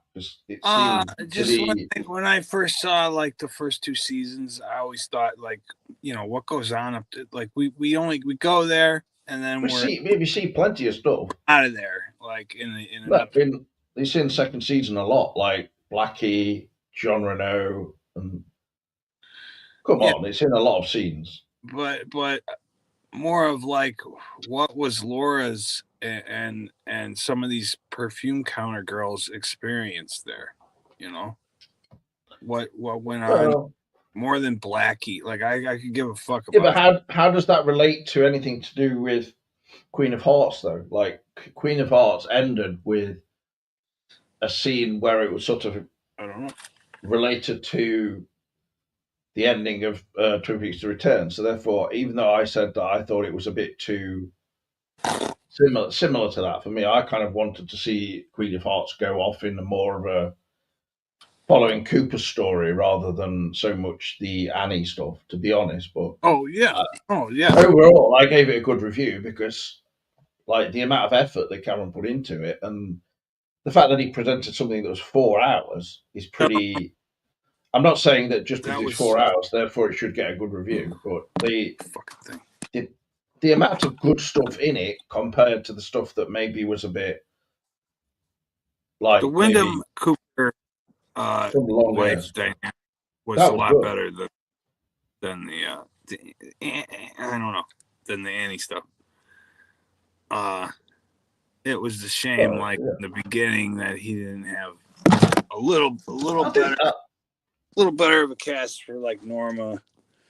I think And Annie was a decent actress. She's just the whole thing when it got to Caroline is suddenly the actress who played Caroline, that Charlotte Roy, she was like really she brought the whole thing to life. strong, like Yeah. a striking presence in it. You know, Yeah.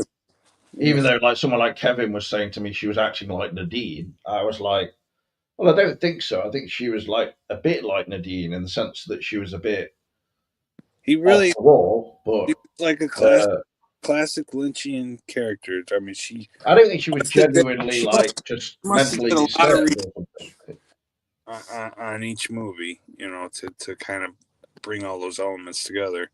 He was Yeah, lucky. yeah. With Caroline, she'd been through a lot in the past, and then she was in this sort of like coercive relationship with Wyndham, and where he was. Well, I don't know really what to say about it. It's just Wyndham being Wyndham, wasn't it? Yeah. And it kind of made you question how crazy was Wyndham really, and in a way, it's like Cooper pushed Wyndham to a degree, Yeah. over the edge, Yeah. and it's like Wyndham couldn't really control himself. That was the problem. Uh, he, what they described as schizoid maneuvering, maybe it really was something schizoid going on. Mm. With the whole Twin Peaks idea and doubling, and it's like Wyndham had two different separate personalities or more, and one minute he could be totally fine, everything was like he was a pretty charming, pleasant guy, and then next minute he'd be going off disappearing, and they just be finding his wallet and all this kind of stuff. And that's what happened in Cameron's film. So I think he got some of that stuff from the My Life, My Tapes, but what I like with Cameron is he brought his own thing to it, Mm. um, and he was. I can't find anything about Scrooge still on the mass media consumption channel, but anyway, I mean, Yeah, I mean, I did hear conflicting reports, and I don't know how accurate they could possibly be, but some reports were saying that he was filming stuff, but what Cameron, you mean? no, Lynch. That was like, Oh, I heard a report like, why did he wait till he was dying to film season 4 and all this shit? Like, I well, I don't think that's the case. It's not heard that from the because media. the thing is, he wasn't. He was actually in good health, so he. I don't, I think that going on and on about all that is just. We've only got reports that he went to Jennifer Lynch's house and then he was found in the middle of a meditation in the morning, and that was it. So, Lynch described it as sometimes when people go, like their soul just goes like this, kind of. And whether you kind of believe that or not, that's what Lynch thought. And it's just a shame he didn't have another 10 years or even more, really. And to Or be the, around, even just, swelling his balls, really. It's just. Well, I feel like when in season 3 they say he says see you. I hope to see you at the final curtain call and all that. Like I feel like there must be there was He something certainly more. suggested more, didn't it? Definitely. I Yeah, think. there was something more. Well, always said, like, I thought that they'd do something within about 2 years of the return finishing, and Yeah, I don't know it why. felt like that to me. I don't know why. Sounds like you're swelling balls now. What was it? Did they just wait too long, or did actual Hollywood kind of drop the ball? I feel like, Are you swelling balls now? yeah. Well, I don't want this video to go on for like 2 hours or something. I think we should just leave it at about 90 minutes now, and All then right. if you want to rejoin me, like within the next week, we can do another video. Sure. Yeah. I don't want to be like forcing you to do them because obviously you've had some time off. Oh, but a lot of times you were calling me at like 9:30. I'm usually chilling with my grandma when it's 9:30 my time. But like later on, well, I do them or early in the day. well, if like I write to you, do you the actually read? 1:30 time period is better too. Do you read the messages if I write to you? Because Yeah. if I read, I was just grieving, man. I just well, we'll talk about things as it goes on, basically, and just take it from there. And like me speaking quite openly about a lot of different things, for me, I just think it's the best way of being rather than trying to. I had 2 or 3 major artists. Self-censor. Only 2 artists that I give a shit about in the whole world that are alive, and now it's just one. It's a real fucking. What about Tom York? I mean, yeah. Well, I got him left now, and it's yeah, but you've got to find. There's lots of other ones you could find. I man, mean, bro. the thing is, you could get into a like love affair with Charlie XCX, like Carl McLaughlin. He's obsessed with her. I mean, I don't know what the hell Carl's doing with this British.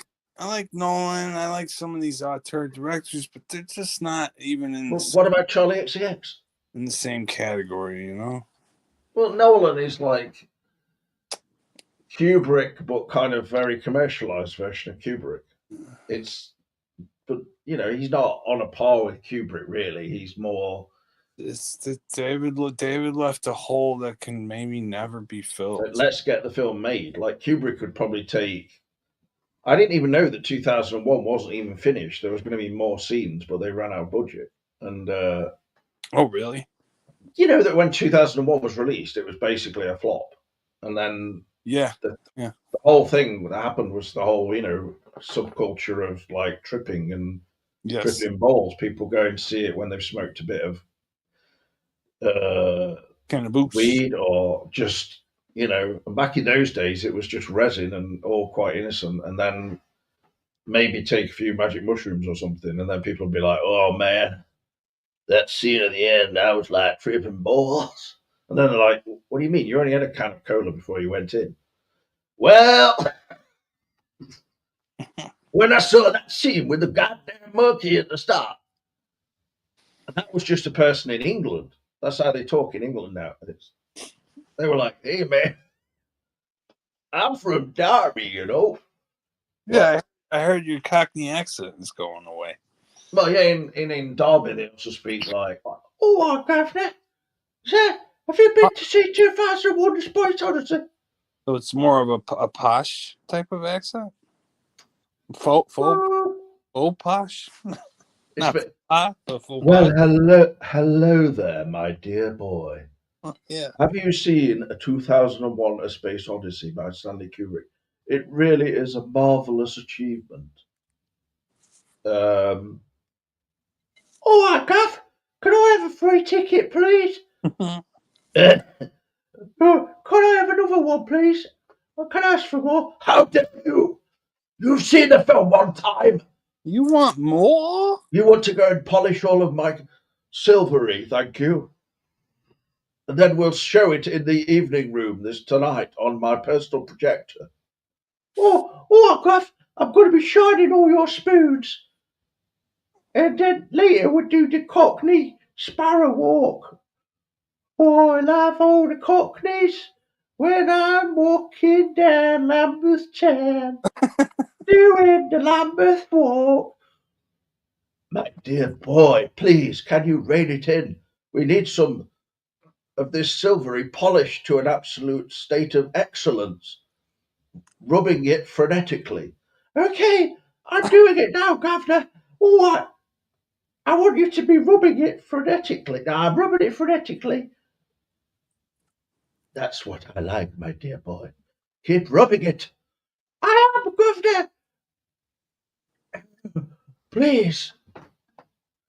You know, ah, I've seen a liquid silk arc go over the altar. What? My dear boy, we shall not speak of these deeds over the black and white between the two pillars. I'm now standing on one leg with my trouser leg rolled up on one leg because I'm in the gang. You know what the gang's called? Doing the Lambeth Walk gang. And he's like, all right, Governor, and what are you doing with one of my boys? Oh, no, what are you doing here? It's faking. No, I don't listen to Young Thug, Phantom Cooper Bar. Maybe I should do, yeah. Sure, it'd be right up my alley. I mean, as you know, I basically only listen to 80s music with Moogs on it or updated 80s style music by Charlie XCX. That's it. Okay? Get it? If it's not got a Moog on it, like Josh says, I'm not interested. It's well, it can be Moog and guitars, but not guitars on their own. There is some truth to that, to be honest, but I do like electronic music and mixed with guitars. So I can imagine I could listen to a lot of The Smile or, that I would find enjoyable. Good stuff. Yeah, well, I heard some of it on the soundtrack to Got 3 records. Day of the Jackal, or The Jackal as they called it. But that was just the same thing every episode. I didn't find it that. I mean, it was good, but it's the trouble nowadays is everything seems to be like one prolonged film. Like they're making films 2.5 hours long when they should be cut down. Maybe it's good in some ways, but it's like making people want to pay $15.99 to rent a film, or $19.99, and like then a week later it's $4.99. It's just it's aggravating. I mean, maybe that's a bit exaggerated, but it doesn't make any sense. No, you're right, money.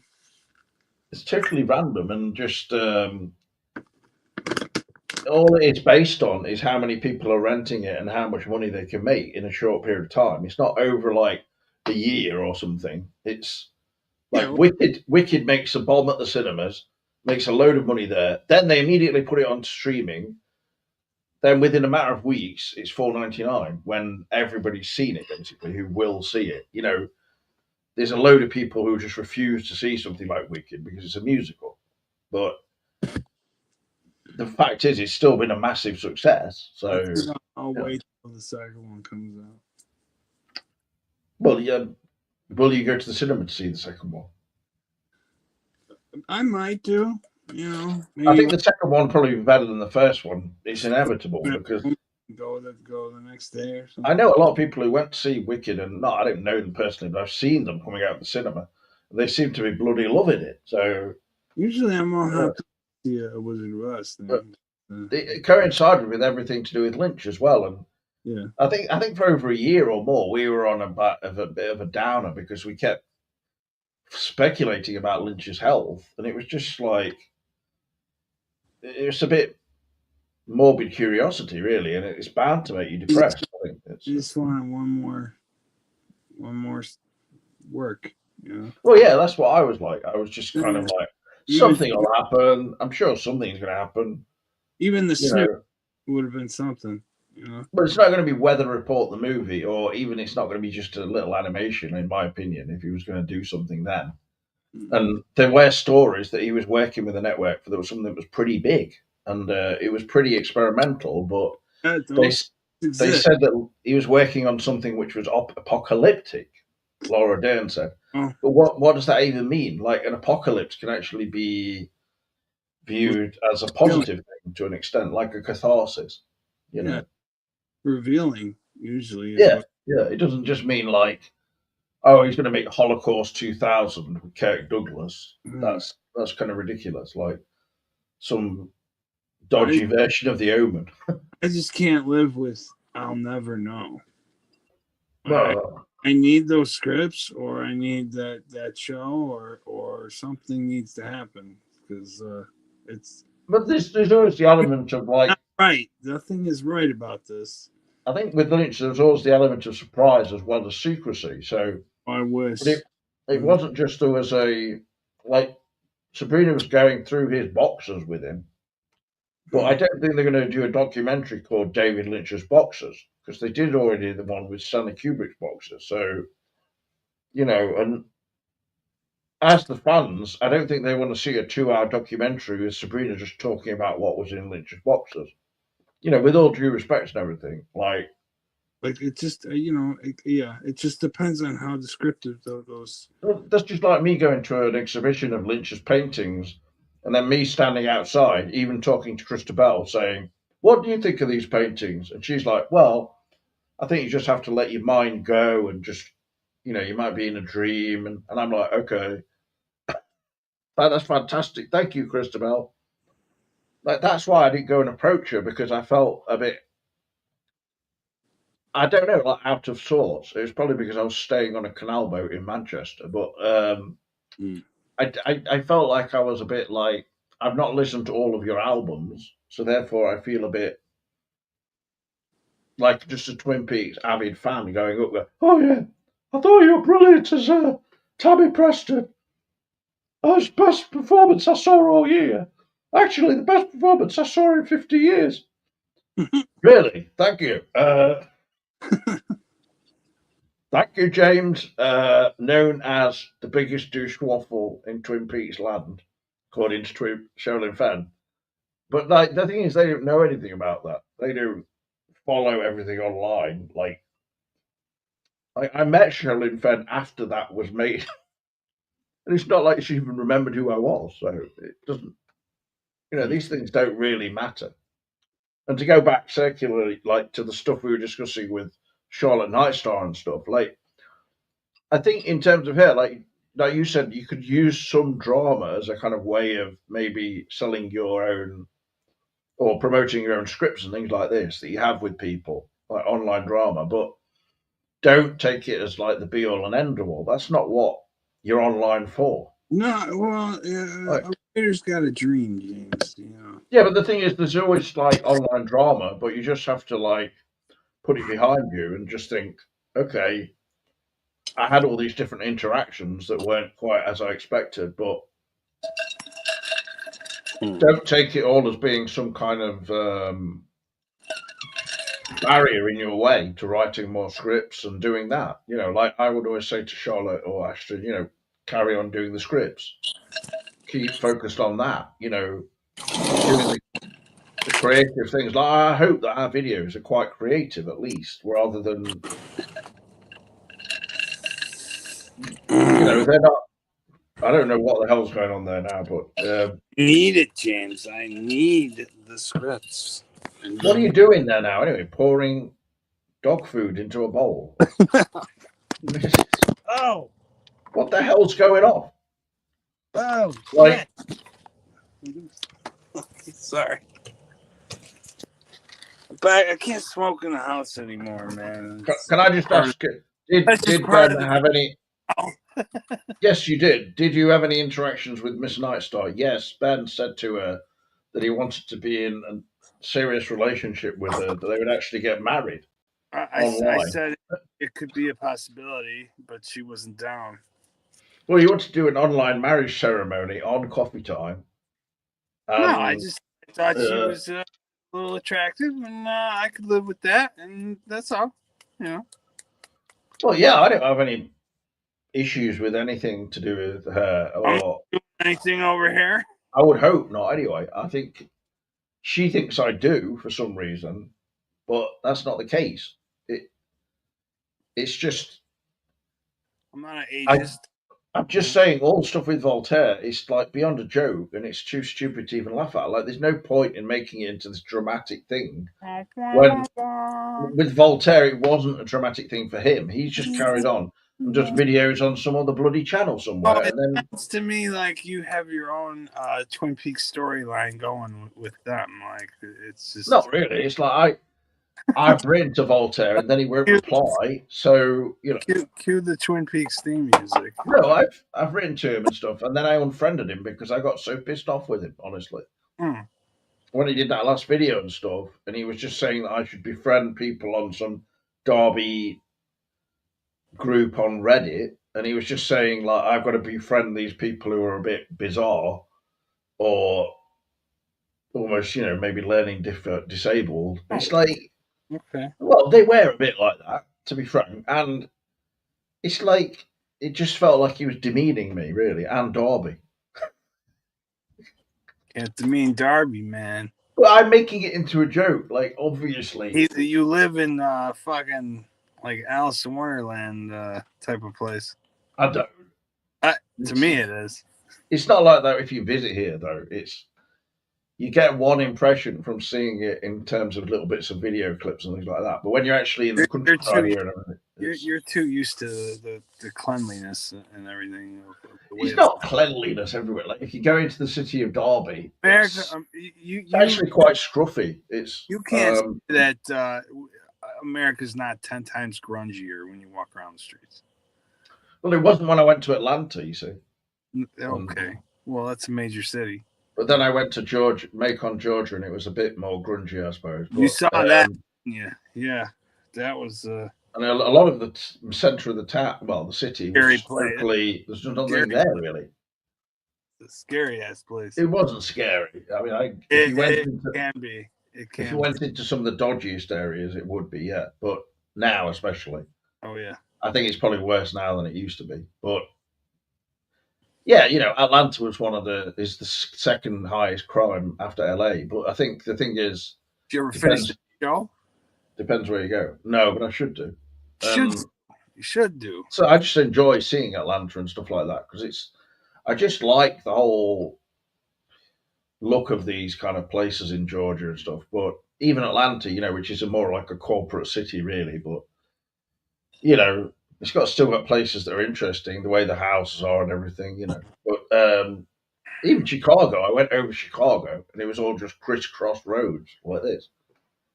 But the plane went so low, I could just see like garages or gas stations, as you call them, and things like that. But like places in Chicago are attractive, some of them, aren't they? It's not like the whole city is just one massive shithole. I beg to differ. Come on, there are some places that are appealing. Dude, it is. This place sucks. What if you go to the neighborhood where Star of Echoes was filmed? Oh, come on. It's all right, James, but come on. Have you been to that area though? Yeah, I used to live over there.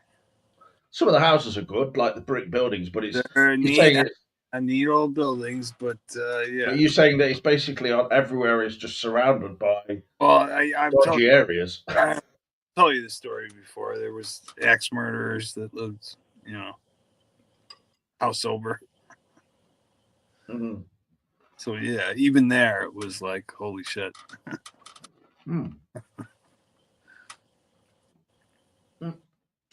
Thank you for the suggestion, Phantom Cooper. I will check out Young Thug because I've heard of him. And Atlanta, anything connected to Atlanta is interesting to me. But yeah, Atlanta and Severance is pretty good, James.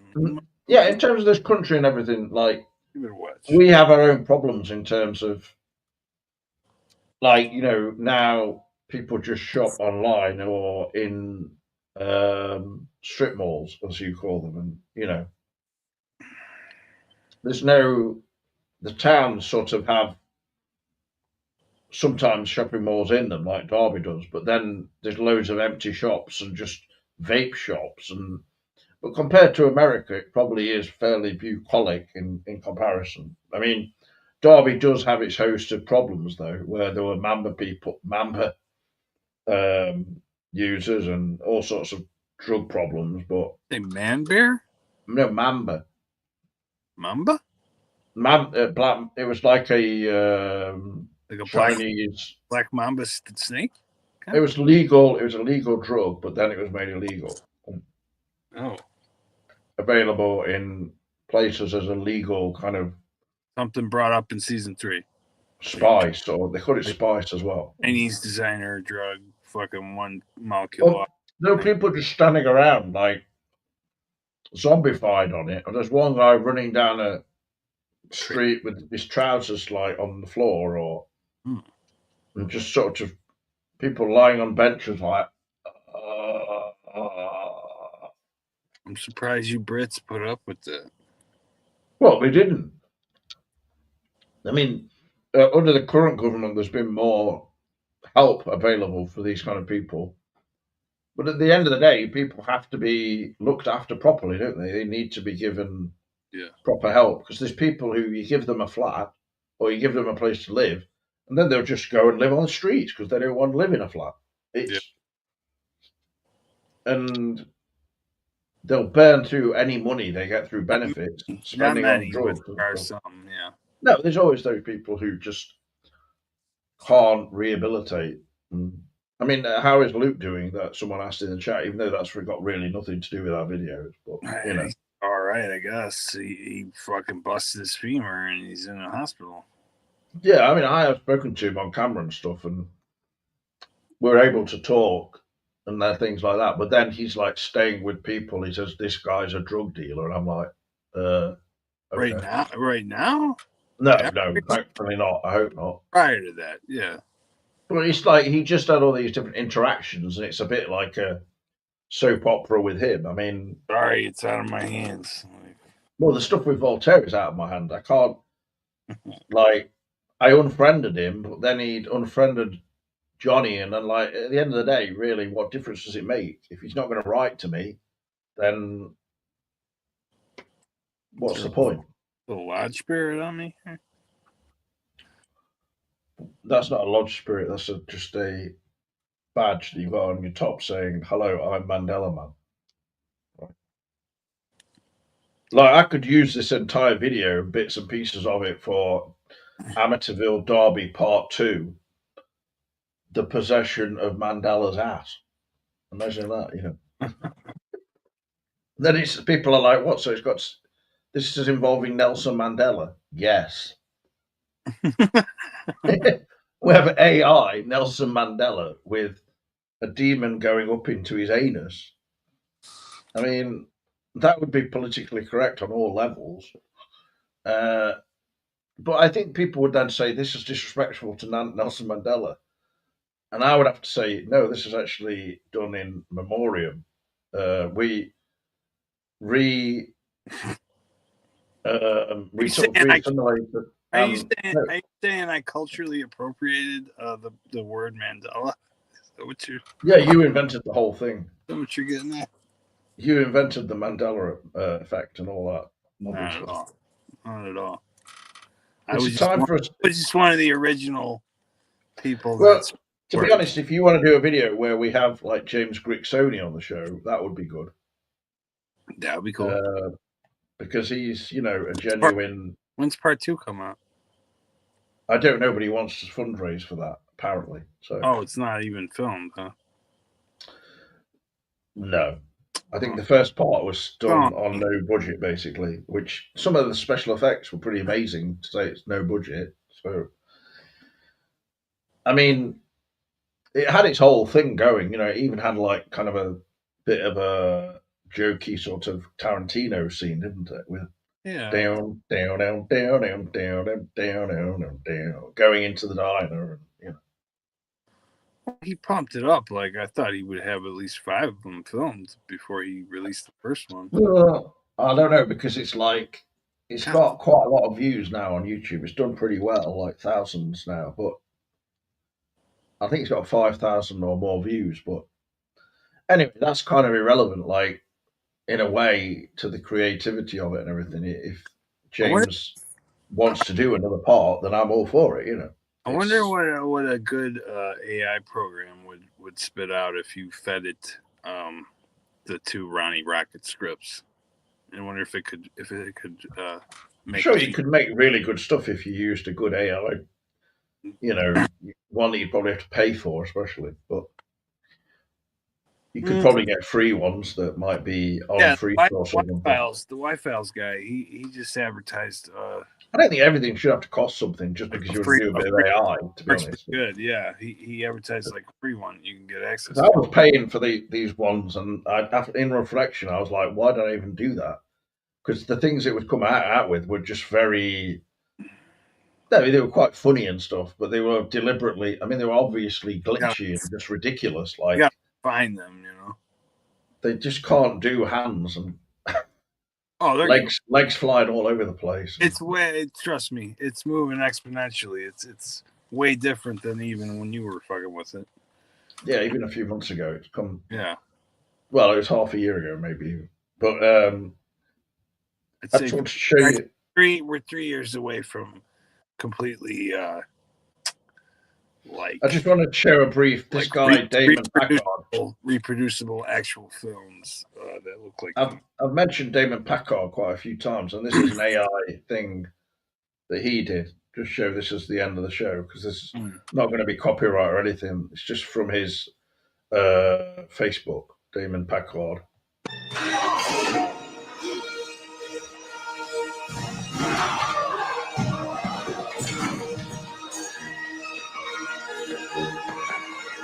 You got to let go.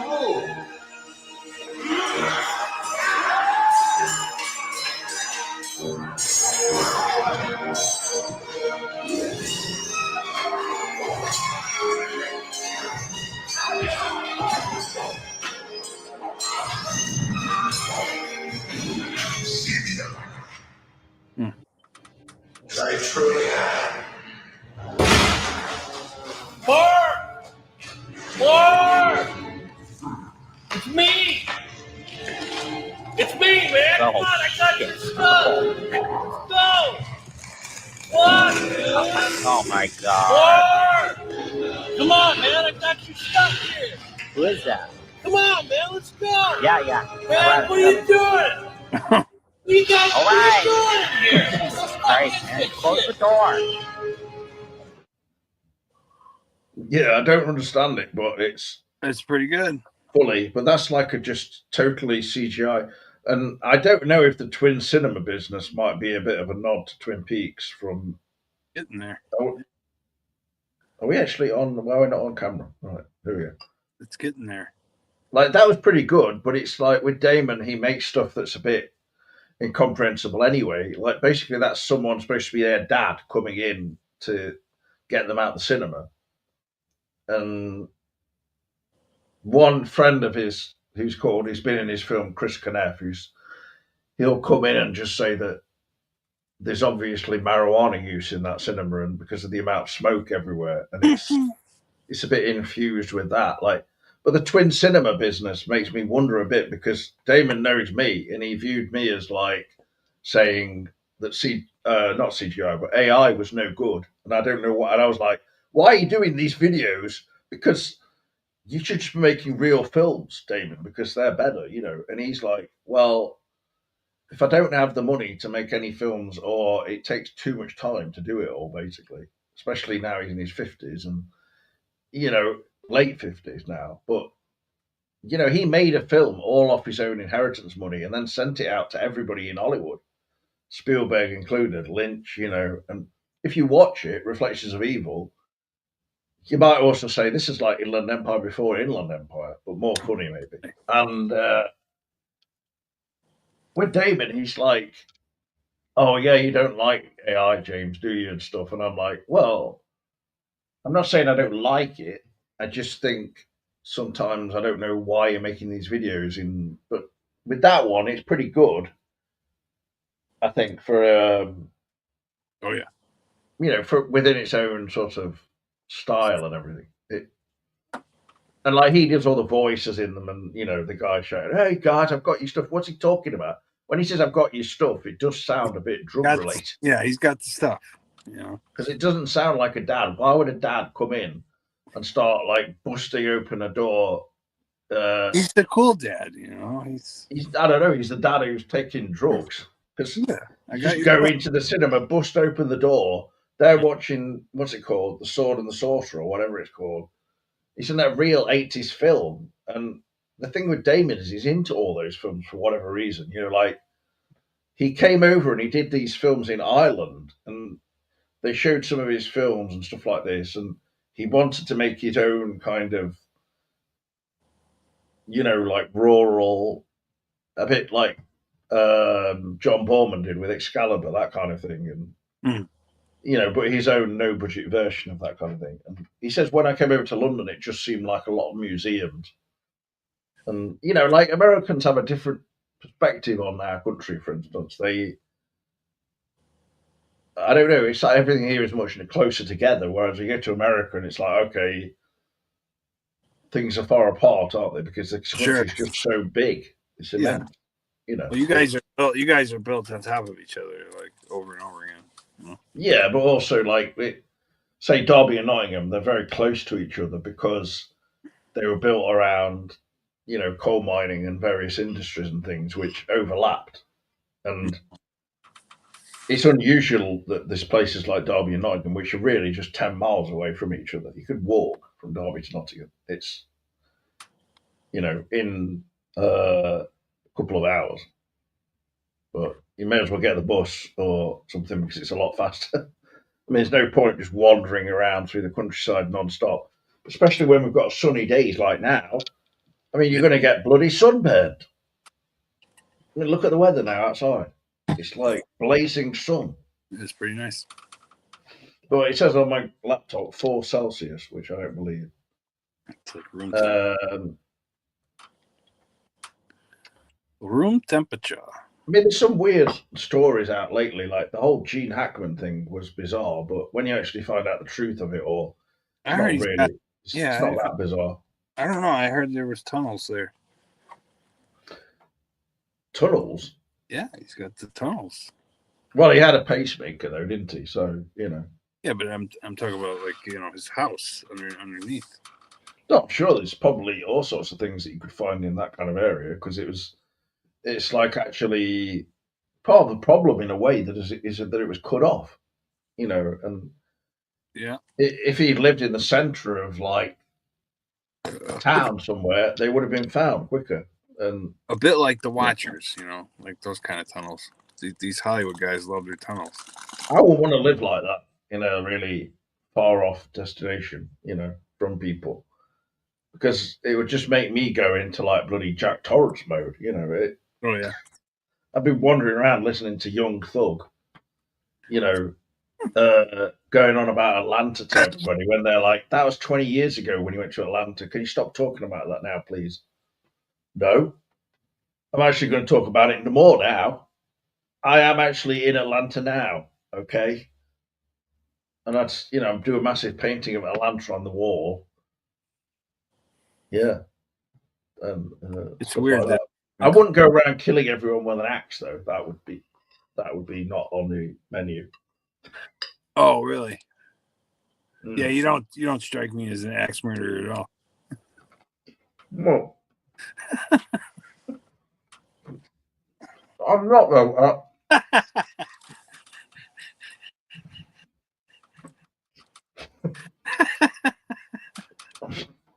If you chop somebody's head off with an axe, basically, then you've chopped your own head off, really. Because yeah, is that how it goes? Well, I wouldn't be able to live with myself if I did that. I would just be like, happy just to put me in the electric chair now, please, because this is not acceptable behaviour. I mean, it would be a bit of a mistake, is my opinion, to do that kind of thing. Okay. Because, yeah. I mean, not because you'd hurt anybody, but just. Well, luckily I don't have an axe, so that's a good start, really, isn't it? Don't keep an axe in the house. The thing is, if you have weaponry to hand, then there's always the possibility that you may use it at some point. That's true. Yeah. Or it may get used on you. Who knows? But we're not like in America where people do home invasions and, like you say, the strangers. Or the Watchers. The Watchers. It's coming back, I heard. Are you talking about that film called The Watch? Because I No, actually went to the cinema to see the that. Watchers with Naomi Watts and Jennifer Lynch directs a lot of them. And What's that? we watched it. It's on Netflix. Oh, you mean The Watchers. I don't even know what that is. The Watcher, not the Watchers. That wasn't got Naomi Watts in it, for God's sake. Yeah, it does. And It's not. but the Carnivale. Oh, right. Sorry, that one. Well, Jesus Christ. Yeah, I watched a bit of it. Rhymony. I didn't watch the whole thing. It just seemed too campy for me. Oh, It's bro. like, it says, looking up here, it says The Watcher is legitimately the worst show ever made on Reddit. No, I don't think so. I don't think it's bad. I don't think that's true. It's a bit like I'm waiting for Sandman too. it's almost got that 70s feel of like it is a bit ridiculous, like that film, for instance, Burnt Offerings. Do you know that one? Yeah. It's got a bit of that thing about it where it's got a campiness to it, but that actually adds to what is good about it. So maybe I should watch the whole of the Oh man, I thought it was really good. Yeah, but there's a film that came out last year, and they called it The Watch. It's got Dakota Fanning in it, and she's trapped inside this like glass box. That's Watchers. Yeah, that's Watchers. Right. Yeah, but it was called here The Watch. And it's like, you know, all right. it seems incredibly like, okay, somebody's watched the first couple of episodes of Twin Peaks: The Return, and they're going to put somebody inside a big glass box. That's why I asked. You know, and Gorge. The Gorge was like started out with a really good premise, and then not that I don't think that the whole glass box thing in Twin Peaks is like the most original idea known to man, but it's they actually it is good though. But they showed things in it that were basically this shot's very similar to in a TV show that was before the Twilight Zone. What was the similar show to the Twilight Zone before it though? The prior show? Oh, what is it called?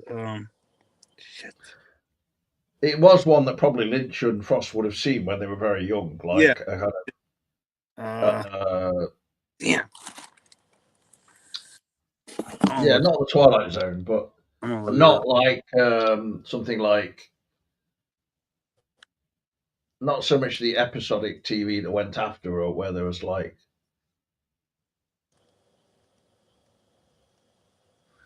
No, I know the show. The Outer Limits. Not the Outer. Well, the Outer Well, Limits. the Outer Limits does have things in it that are comparable to shots from Twin Peaks: The Return.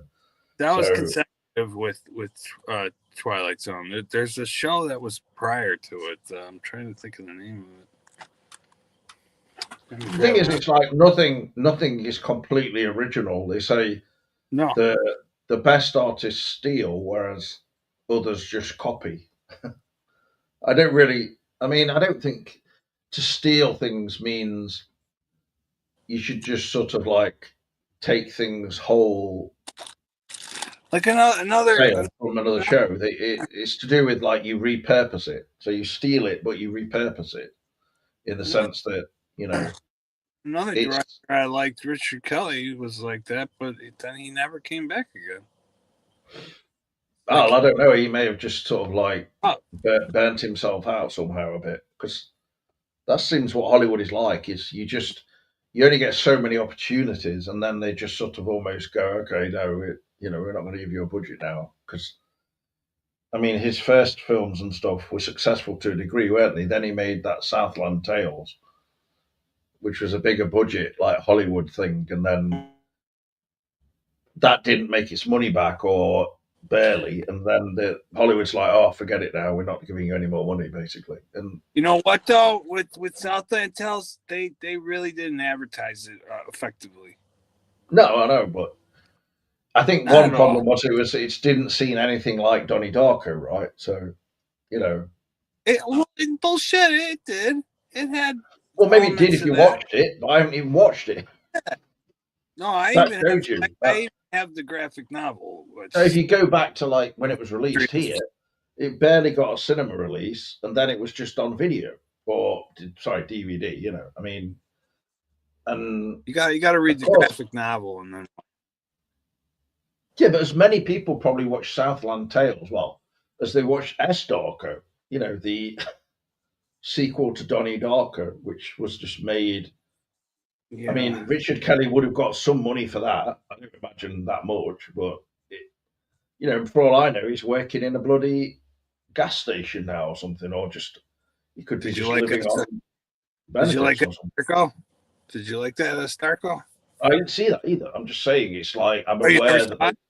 Never the, saw the it? thing with this country is you'd go into like Blockbuster or you'd go into HMV or whatever, and you'd see S Darko on the shelves. It's Or worth a watch. I never Southland saw it. Tales was. I've seen that on DVD a lot in places or Mhm. Blu-ray even, but like I've never watched it. S Darko. I mean, apparently it's okay, but it's not on a par with Donnie Darko, is it? No, but From it's what I okay. heard. But, It's okay, all well right. that's fine. But I mean, Worth the thing with Donnie Darko is the director's cut is better than Oh yeah, the original and version in a way. the thing with Southland Tales, that's the first director's cut that I didn't think was better than the actual Well, I should watch it then if I theatrical. like Donnie Darko, I suppose, because I think Donnie Darko was quite influenced by Lynch in parts, and Yeah, for sure. but at the same time, it was its own thing. It wasn't like somebody came along and they went, "Okay, I'm going to do my own tribute to Lynch," which seems a bit. I mean, to me, it's a little bit pointless because Lynch is his own thing. He did his own thing within cinema. Like Lynch It's was more. inspired by other people, but it's not like Lynch sat there with a list of people ticking them off, going, "Yeah, that's me inspired by that person and that person." It's You know, like Nico Kazantzakis meets David Lynch, kind of. yeah. I mean, there's a new film coming out with Crispin Glover. Crispin Glover, I can't remember the name of it, and it's Mr. K, influenced somewhat by Lynch. Mr. But K. yeah, that looks good. For instance, I think he has you know, another one coming up. I mean, I'll go to the cinema to see it, but I imagine it probably won't barely get a cinema release here. And at the end of this week, I'm going to this thing which Kevin actually sort of suggested I go to at the local quad cinema. It's a Scarred for Life sort of screening and talk. So to do It's with just partly folk horror, but really to do with TV shows from the 70s and 80s aimed at children mainly, and from this country, and how we had all these shows that were kind of a bit disturbing, really, but yeah. on some level.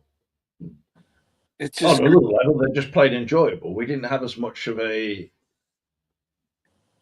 probably TV shows didn't have to go through so much of a production system as they probably do now, where everything's checked and sort of like, is this going to offend that person or not? Like, well, we better not put that bit in then. And like in those days, everything didn't have a filter. So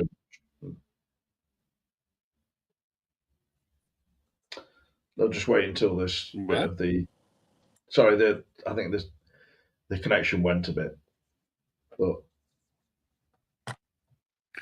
It just grieves me that we're in a world where Disney spent like $263 million to film this bullshit Snow White that's gonna bomb.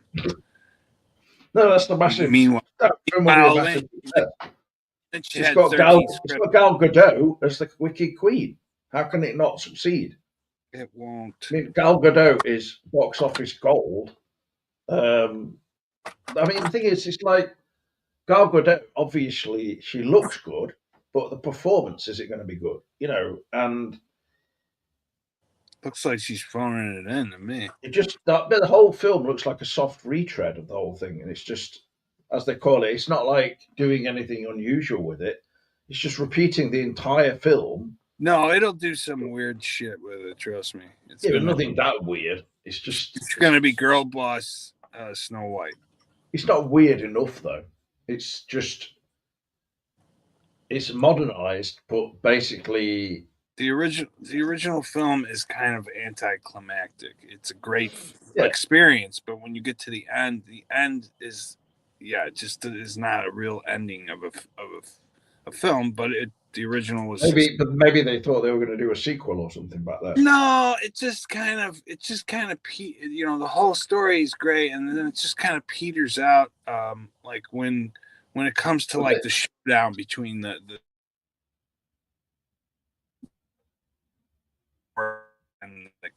and the evil queen and all that. Dwarves just kind of push her off a cliff or she gets hit with a boulder, and it's just kind Well, of I would have seen it in the cinema, so I mean, I remember that. But at the same time, in what way would you say that this new version, sorry, would be I'm different? sure.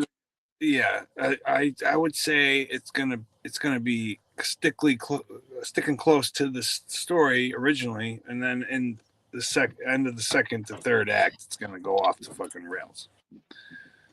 Well, that could be good in some ways, but at the same time, I think the casting is probably not ideal. But anyway, it is what it Look, is. I look, mean, look, look. the film will probably make its money back in all foreign markets and things like that, but it's not going to do very well compared to something like Wicked by any means. So the thing is, Disney has so much money anyway in the bank that it can kind of do anything really. But they're not It, making the it's proper effort, are they? With films. it's had like 2 flops in a row. This is gonna be the third. But these things are probably still coming out of the whole COVID area, and like films, I do think are picking up a bit. There are films coming out from America, but often you probably need to look more for independent films. And Yeah. Dinner in well, like America. that Mr. K, for Did you instance, that see was Dinner in interesting. America, James? What? Did you see Dinner in America? No. Go What watch is it. that? Go. That's my recommendation for you. Check out Okay, some well, Dinner in America. I think I'm gonna have to just well But say cheerio now for this all right. video, Let me and just say then this about the dwarves. People saw what happened with Sonic. Why they don't do the same thing with the dwarves and just make them cartoony is fucking. I mean, they everybody says they already look horrifying, but whatever, Disney. well, I don't know. Right? I haven't seen the film, so but That's my 2 cents, and I'm sticking to it. well, we'll see when the film comes out. I mean, I won't see. there I are more and more. I mean, on even that film, A Real Pain, looks okay to me because it's like it's only 90 minutes. who You know, would you Kieran say? Culkin won, so that's good in my opinion. Would you say I'm a pretty big Disney fan, James? Not really. No. Well, yes. If I'm not, It depends what you define a Disney fan as. You are a fan of the whole Disney thing. if I'm not going to see it, like, But man, if you can't play to your base, I but doubt you're it. not really the base for modern Disney films, are you? You're into like Disney in 1965 or something, or even earlier. You know, the video's just paused all of a sudden again. Now it's Well, the you're into the lore Yeah, of yeah, Disney yeah. and I'm like into the old fashioned like oh, rides where. But remember, basically, David Lynch said one of the worst songs ever was that one from Disney saying it's what does it say? It's a small. wide world. It's a small world. He said that was the worst song It's ever. a small world. I don't know why Lynch said that because Yeah, it's it's a just another one one of world his. order. It's another one of his bizarre kind of comments that you just think I don't know if you're being serious, and I don't think with Lynch he was being entirely serious, but he probably just genuinely didn't like the song. That's all it is, really. Because I mean, but to be honest, to be on that ride and that song be on, it would be nightmarish for me a bit. I would be like, when is this going to end? We've been on this ride now for 15 minutes. But then the ride would probably go only on for about 15 minutes, wouldn't it? Your camera just keeps pausing now. But yeah, so it's definitely an earworm. I think where you've got your camera out right now or something, I don't know whether there's rays from the moon going into it or something. It just keeps pausing all the time. So I'm going to end the video now. So thank you for coming on, Mandela Man, and hopefully we'll talk again very soon, Ben. Okay. Cheerios. Hopefully we can talk again very soon, right? All right. Cheers. Okay. All the best for now, and have a good time wherever you are. Good night from me, and have a good day. Good night from me and around the Right. Thank you for anyone watching still. I think there was a few connection problems going on, but overall the video worked out very well. So thanks again to Ben for coming on, and cheerio from me. All the best for now.